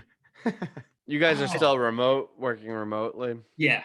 Yeah. The corporate offices are, our amazing, God bless them, factory workers have really been working through all of this and doing an unbelievable job. And then, the franchisees who own our scoop shops, they're all independent owned and operated. And, they're getting back now, a lot of them doing like curbside and that kind of stuff. But, us desk jockeys will be at our home desks for a while. Yeah, it's weird because the whole COVID pandemic thing's kind of obviously taking a back seat, and it almost feels like it's not a thing anymore. But then, but it is. It is, right? Yeah. It is very much a thing.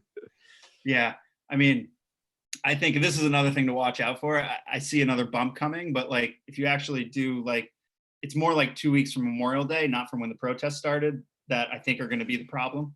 But because I feel like with the weather getting nicer, and if you remember, there were a lot of protests about getting haircuts.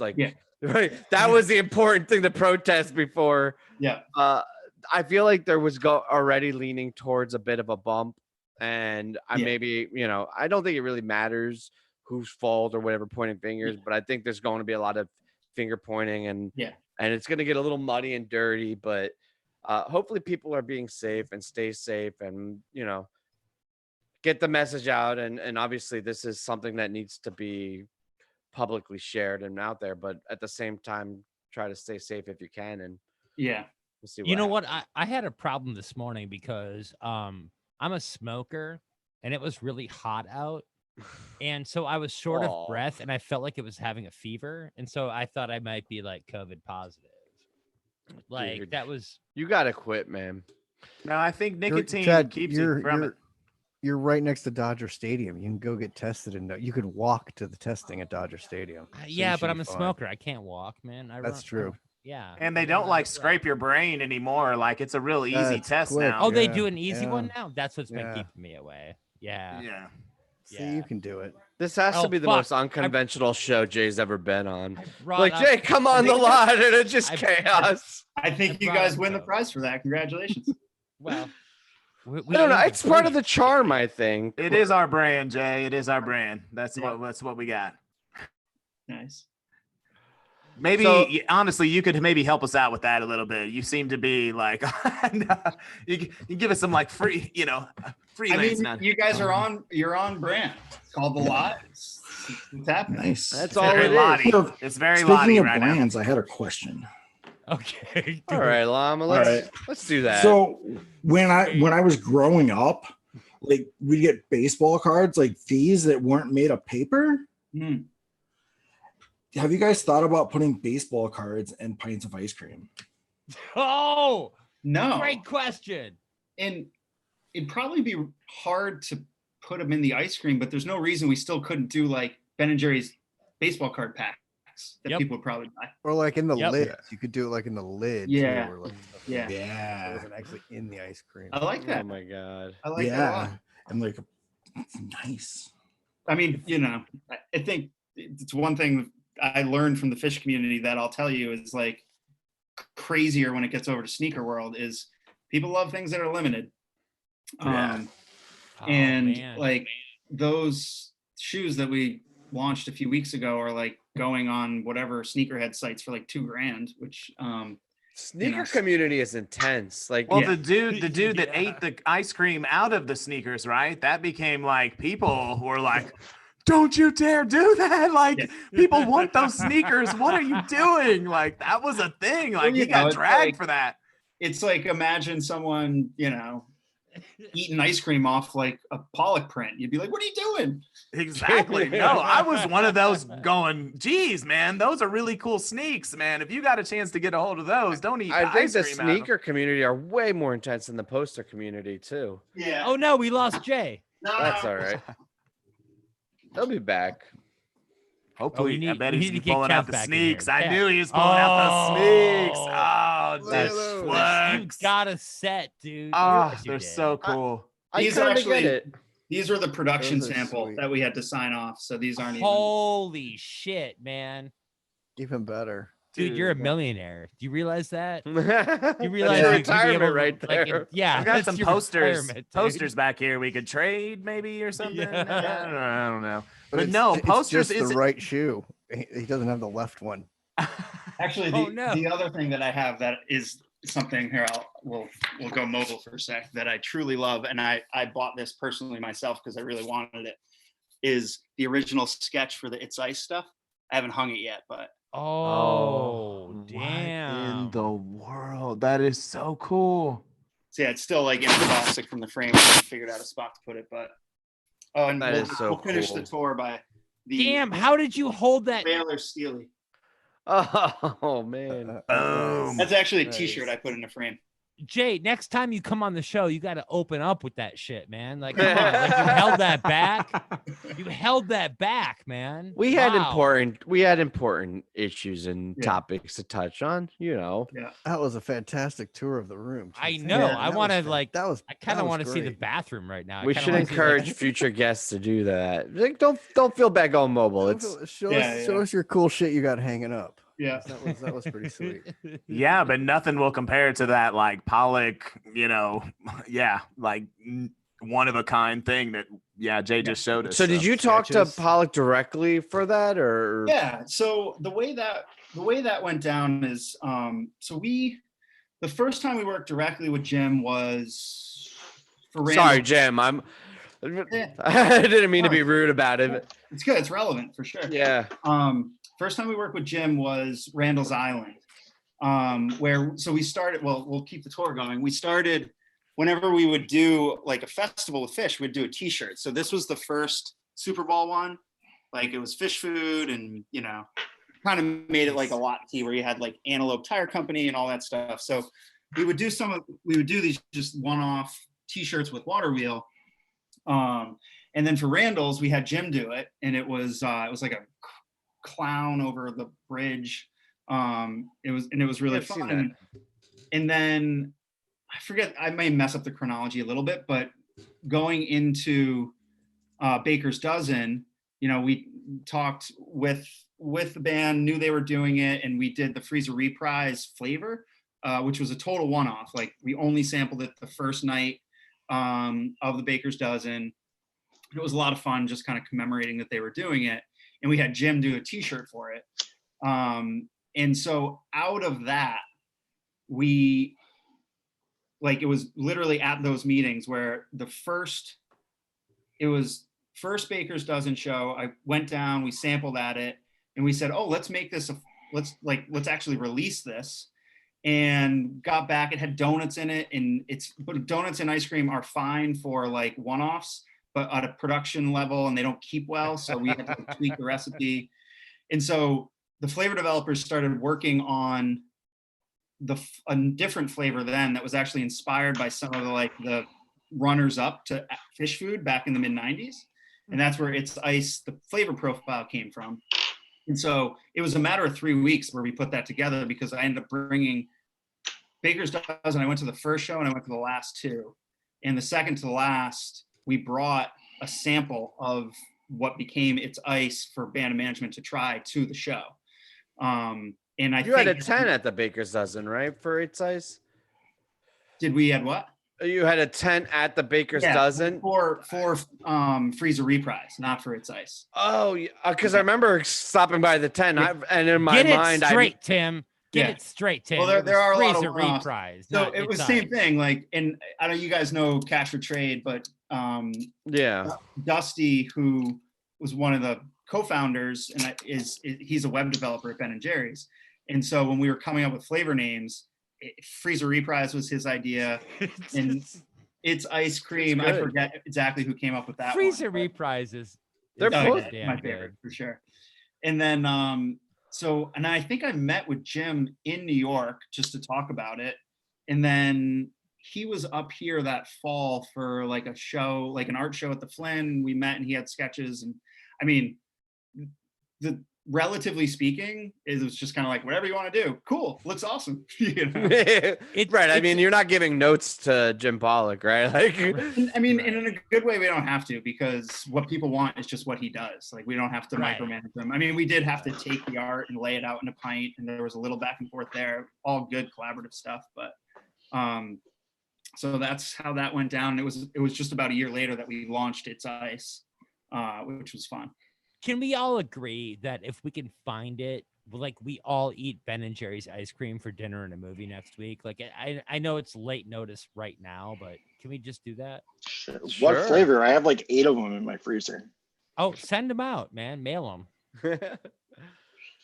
Yeah, I like classic Phish food personally. That's where I land. But you're not alone. Who won the bracket? Actually, you guys did a flavor bracket in March. With a little inspiration to the king here. So nice. Somebody commented or like attached your tweet to mine and like mentioned it, and I was like, all right, guys, no big deal. Everybody does brackets, like whatever. And then I looked at it again a couple days later, and it was like spot on, similar, but. I was flattered, honestly. I was like, oh, that's cool. It was fun. We were like, oh, let's, normally we hadn't in recent years, because it just seemed like every brand, Yoplait is like, which yogurt do you like better? It just, but with everyone being home and March Madness not happening, it was like, it'll be fun. And so it was like, oh, and to the team, it was like, guys, like, check how he does it. This is perfect. He does a great job, blah, blah, blah. And it was like a round or two in where I was like, well, not exactly like it. Wook, man. You were a direct inspiration for Ben&Jerry's. I could not be more flattered. It was, because I talked to Jay, briefly afterwards, and I was like, no, this is really flattering. I appreciate Jay, you didn't answer the question. Who won? What won the bracket? Oh, I think it was Half Baked. It was Half Baked, but that's a great flavor. That's a good one. It makes sense. It is the number one selling flavor as well. So it's not just what people say. It's not like when people are like, Jay-Z is my favorite artist, and you look at their Spotify and it's like, well, then why are you listening to so much Justin Timberlake or something? No diss on Justin Timberlake, but I actually don't get think llama it's okay. started on Timberlake. Don't I get actually llama think I started. like Halfbaked better. No, or something. It was but half Jay-Z wasn't on a little. Spotify for the longest. So if he was he probably had like a title, but like you can't, like if you look at my Spotify, you'd see no Phish because I have the live Phish app. Yeah. So it's kind of a hard judgment there. It is. Thank you.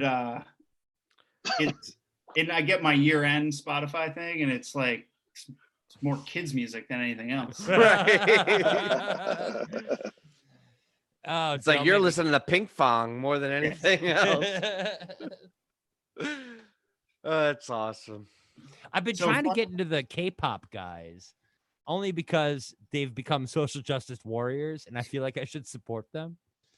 Like, I can't do it though. I'm not huge on the music, but I immensely appreciate everything they're doing with these hashtags. It's amazing. Taking over hashtags it's like trolling at its best, right? It's the appropriate way to troll. It's everything you want to see in it in social media. It's pretty amazing. It's literally using your platform. I mean, it's taking your platform and using it in a positive way. You know, again, it's incredible. Yeah, it's really cool. And it's a worldwide thing. I mean, honestly, you know, the world is, you know, we've kind of gotten behind the world in some places, you know, we've got to catch up back with the world. Yeah, in a lot of ways, no doubt. A lot of you know, ways. Yeah, it's a shame. But back to that. But no, it's but again, it's so appreciative of, and that was something that we wanted, Do you know. we have a drink? Sorry, Matt. He's okay to do that, but no. Again, I just wanted to reiterate how important their stance was, and we appreciate Ben&Jerry's. It was something we as Wook Plus, you know, talked about, and you know, again, we have 20 subscribers. We have, you know, like, but we spent, have you more know, than that. I know, I'm trying to be a little humble, but you know, like 24. in comparison to what Ben&Jerry's, you know, market is and what, you know, the stance that they were taking really took really sticking your neck out there. And it was something we discussed and, you know, what we could do, you know, to help. And so we appreciate having, you know, like an inspiration from, you know, people that are. You're actually, I think, touching on the power of it too, is there's on the first level, people that are aware of your brand and see it, right? And they read it and the words impact. But I think kind of what Matt it's touching on, and I think is even more important, powerful in some ways, is the precedent and the example it's setting for other brands. And I don't really think of Wook Plus so much as a brand. Like, this is a small thing, but like there are other legitimate commercial brands out there. And it's great to see an established company with a long history and a track record continue to push it, right? And I think your statement in the dismantle campaign, dismantle white supremacy thing, it gives almost, it makes it appropriate or okay for all these other companies to step up and make their statements. And then there's a little bit of hypocrisy for some of them that don't practice what they preach. Yeah. What I'm hoping is then that'll shine a spotlight on it. And instead of crucifying them for saying, why don't we say, okay, you have this stance, now live up to it. This is a new day. You made this stance. Now put your money where your mouth is and step up and live up to that image. And Ben&Jerry's large in part is leading that, I think. And I think that's what really struck me when I read it. It was like, fuck yeah. Let other brands step up and do that. Hell yeah. Yeah, I mean, I think that's right on. I think that's a good analysis of it. And, you know, with other brands, it's like, if we all have to wait until we're perfect to take a stand, we're never going to take a stand. Like, we're at Ben&Jerry's, we're far from perfect. We have a lot of work still to do. But that doesn't mean we sit on our hands until then. And I think, you know, very much that is our aspiration, is to push out ahead and show other businesses that they can come with us. And that's across, like, you can do this and still be a profitable, successful company, right? Absolutely. And that's the guys, Ben&Jerry, from the mid 80s, that's what they were aspiring to do. And, you know, we stumble and fall along the way, but we keep trying for that. And, Jay, Ben&Jerry's may not be perfect, but your fucking beard is impeccable. It's It is so good. really, It it is is a so solid tight, beer. dude. Thank you. So Thank you. tight. We talk about baseball cards and beards here on A the lot, lot. Well, and you, it's you just came Robin correct. Yount. Yeah, Robin this is about Yount. as long as it's been since college. So Same Oh, for the me. hair, No, dude. The I hair. admired the beard because you have the length, but it's also well groomed, right? I Which is know, like you I gotta- just cut because I had the length, but it was crazy, so I had to Yeah. keep it tight. But you Yeah. somehow managed to keep it tight, but also long. It's I can't grow mine anymore. I shaved it right before the show, like not very well, you could tell, because like my razor is like 20 months old and it doesn't work anymore. But man, good job, man. So I have a couple more things I want to touch before it gets too late and before Jay has to run. 28 minutes to the show. Well, we don't have to go 28. We'll see how it goes. So do you talk to Ben and or Jerry fairly often? I mean, are they still hands-on with the business? yeah. So the short answer is they're not hands-on on the business, but I do talk to them on a fairly regular basis. They're involved where they want to be involved, which is almost exclusively around the activism and advocacy work. And so that's where I end up connecting with them. And Jerry, you know, when we were all in the office, Jerry is around the office a little bit more. Like we have a little gym in there, and he works out in there, and he comes to company-wide meetings a lot. Whereas Ben is more just Ben doing his thing, and they were both. Ben was a co-chairman of Bernie's campaign. They were both surrogates, and so for whatever 4 or 5 months they were on the road campaigning. But you know, I think so they're not involved in the day-to-day decision making, but they're very involved where they want to be involved, and so I end up connecting with them a decent amount. Oh, nice. Every time I think of your brand and Ben&Jerry's and them, I think of Brother. Yep. Because Yes, right, the like that's the bathtub. association. And they actually the show they're playing tonight, they played Brother. Oh, and that spoilers, was the way to dude. bring that back. Spoilers. Right. Were you at this show? Are you familiar with the show? Are you excited about this one? So the short answer is no. I went and I looked because I was like, oh, they might ask me about the show. I like should figure out.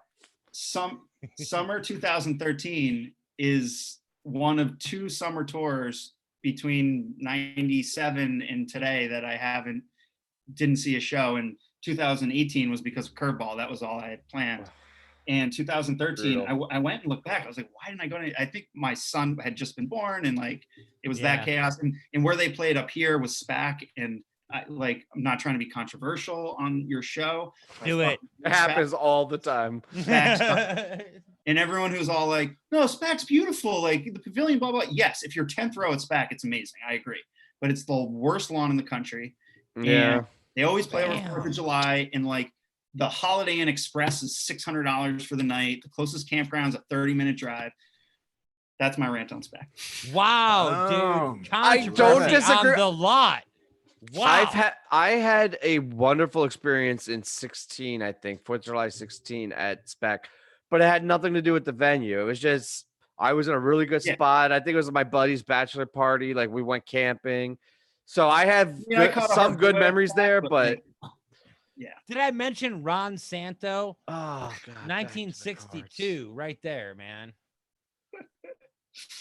I feel like this is the way the Wook Plus guys troll me, by the way, Jay, is they got on a sports rant one of the days, and I'm not very big into sports. And I was like, can we not talk about sports on the lot? And so far, every show, this is the 5th or 6th episode, we've had a baseball card segment. Favorite whaler of all time, Jay? I mean, it's cliche, but it's definitely Kevin Dean, you know? Oh, yeah, duh. Yeah. Yeah. Yeah. But That's you know, obvi. that whole 86 team, Ulf Samuelson, Ron Francis, Mike Liute, like, yeah. And you know, the Carolina Hurricanes, you know, when they won the cup and Ron Francis was still on the team, like that That's felt what I was like gonna say, like that was ours, you know. And I hope, I mean, sheerly from the economics of it, they should play 2 games a year at the Civic Center in Whalers jerseys, and they could just sell so much merch and sell it out. Like, I don't get why, just from an economics perspective, they don't do it. But and then everyone in Hartford would be diehard Carolina fans. That's a good Yeah, point too. They combine the should do that. They franchise. really should. Yeah, they should, and they should respect like the heritage of it and just do that. Exactly. It's the same thing with like the Avalanche. I'm from Colorado. I'm a huge Yeah. Avs fan. They should do the same thing. Go back Yeah, up to go up to Quebec and Quebec. play a couple Yeah. games. Do it. Like give those fans make them fans. You know. I'm sorry. I'm sorry, T. I love you, but you've been quiet this whole episode, and now you jump in when like we bring up Hartford Whalers versus Carolina Panthers. Like that's where you're gonna jump Panthers in. is Show football. off that shirt. Yeah, we saw that. Yeah. Yeah. What are you doing, I'm playing to the guests. I am you know, all strengths, about man. You're a Whalers throwback. fan. Let's do I am this. all about throwbacks, though. I think that's a brilliant yeah. idea. Two shows. Sorry, Yeah. 2 games back in Hartford. I think would Two be a shows. brilliant Well, move. it'd be great. Yeah, that's a genius idea. They should. What do did you that. do at set break? Those two shows. Send Bettman an email. Actually, we It's used- almost like Jay. It's almost like Jay knows how to market. So So something. a business and how to, I don't know. It's weird. All right. I just I want am to gonna say, say too, Travis, go your ahead. mustache looks like a whale tail. Oh, Going down. You're right. Yeah. Wow. Maybe that Whale was tail? that the inspiration? I think when we start talking about Travis's whale tail mustache, it's a sign that the lot is. Hey, do we That's have when to you start need to heading get into into the bed. show? Getting there. I do want to say with this Ronnie Francis, it's the 19th anniversary of Ray Bork winning his Stanley Cup today. Okay, Yeah, we're that going was- hockey talk so- like full blown. We are. right I'm now? just throwing All that out there. All right. Just, you know, I'm out. Hey, I'm here. tonight. It's one of those right. things. All right. I'm gonna throw this back to Jay because I want to give him an opportunity to see if there's anything else you want to plug Oh. or say. I think it's obvious with Travis's hockey talk that we're probably going to be wrapping soon. No, right? We have a you show don't to get wanna- to. No, I Just- want to I- talk just- hockey. I Just have have Chad one break out another other- baseball card. Well, All right. I have Another baseball an card. actual question. All right, So- fine, Llama. all Let's see right. what you got. We'll give that a shot. Aside from Bob Marley, has there been any other people of color represented or flavor? That is a great question. Yes, we had a flavor with Tom Joyner back in early 2000s, but the bigger answer is no, we've been pretty negligent in terms of having people of color, Black Americans in particular, on our pints. And, I can't spill any beans, but I can say that we are working hard to fix that. Boy. We did last year. We did a really cool partnership, but it was a one-off, almost like Freeze a Reprise with Big Frida, who's an amazing bounce artist down from New Orleans. Yeah. But and that was fun and that was incredible and that was awesome. But it was a one-off in the same way like Freeze a Reprise was. So it's not. I don't think we can hang our hat on that. But she was an awesome. Still partner. cool to do. Yeah, it's still pretty cool to do. Oh, And yeah. That's somebody that. But there are things in the works that we may or may not be able to look forward to. Yeah. 9 flavors, all from each member of the Wu-Tang.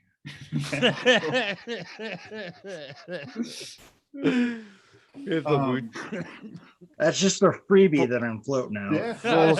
Full circle. Yep. I was just about to say Feel free this is to the use first it. time. This is the first time I've ever been happy that Llama asked a question. That was well done, Llama. You nailed that Like one. you really did nail that. Like perfect, We man. keep them around for a reason. Yeah, I It's know. the 5th show, and that's the first time. That's all that chest boxing. Hey Jay, before we go, I'm sorry, we're not gonna go yet. Jay, what's a hill you will die on? He doesn't know the inside of Well, that you joke. gotta, and you No, gotta I give him just- something. no, Like what's you just my throw it out argument? there? Yeah, like what's That's a hill- common thing because we have our thread and I'm not gonna die on that hill, or Yeah. I will. So I get your Yeah, I mean that SPAC sucks. mean But is there one? SPAC sucks. Oh, SPAC Yes, sucks. yeah. That's the hill. That's the hill. All right. Literally, the SPAC hill is the hill he's dying That on is a- because he can't see the band, and it And sounds that's like a brave shit. hill. You remember That's a when you brave used to- hill. Remember when you used to have to go back to they used to corral the beer in the way back. You couldn't even hear the show. That's done. but Damn. anyway. So apparently that's So- the hill. I've never heard anybody speak bad about SPAC. This is amazing. Everyone- SPAC lawn is, if you're in the- because it's the only amphitheater near them. So they're like, oh, SPAC's the best. And I'm like, have you been to other amphitheaters? And they're like, no. Okay. So Yeah, like Camden is way better. B&T is way better. Yeah.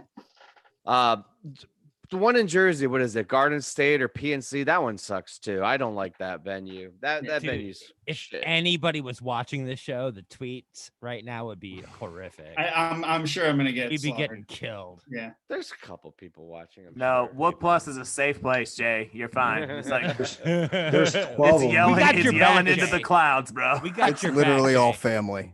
Yeah. It is my brother and like a couple of his friends. It's literally all family. You're good. All right. Yeah. Hi, family. Hi, family. Do you want to walk into this show right now, Tim? Yeah, You feel I'm- like you want to.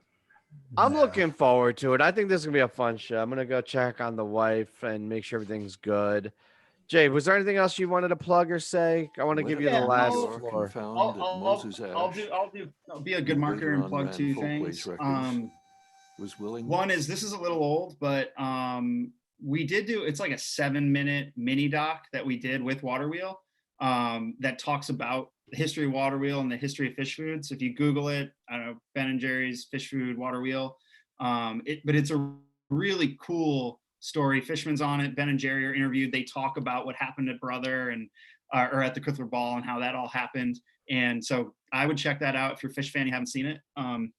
And then just apropos to the conversation, likely why you guys invited me on, everyone get involved, you know, and if you don't know how, you can go to the Ben and Jerry's website. We're happy to be a doorway into this movement. But we've probably written 30 articles on the divest in the criminal justice system, invest in communities. And there's lots of different calls to actions and ways to get involved. I think in a good way, the internet is flooded with that now. So, you know, for anyone out there, don't be intimidated. Just pick something, pick a place to start. Want to watch a movie, go watch 13th. You want to read a book, read Just Mercy. You know, like there's lots of ways to start. Awesome. Yeah, and we'll retweet that through our Woke Plus account and my account too. So anyone watching wants to check any of that out. That's awesome. I really appreciate you coming on, Jay. This has been a very fun and special episode, and Thank you. I'm very grateful for everything, for Ben and Jerry's, everything you're doing now. there, and for coming on the show. Yeah, thank you, man. Yeah, Jay, thank you so much. Cheers, guys. Let's Cheers. let's All go right, have I'll a duck out nice and show. Kind of wrap it. Yeah. Let's go into the show.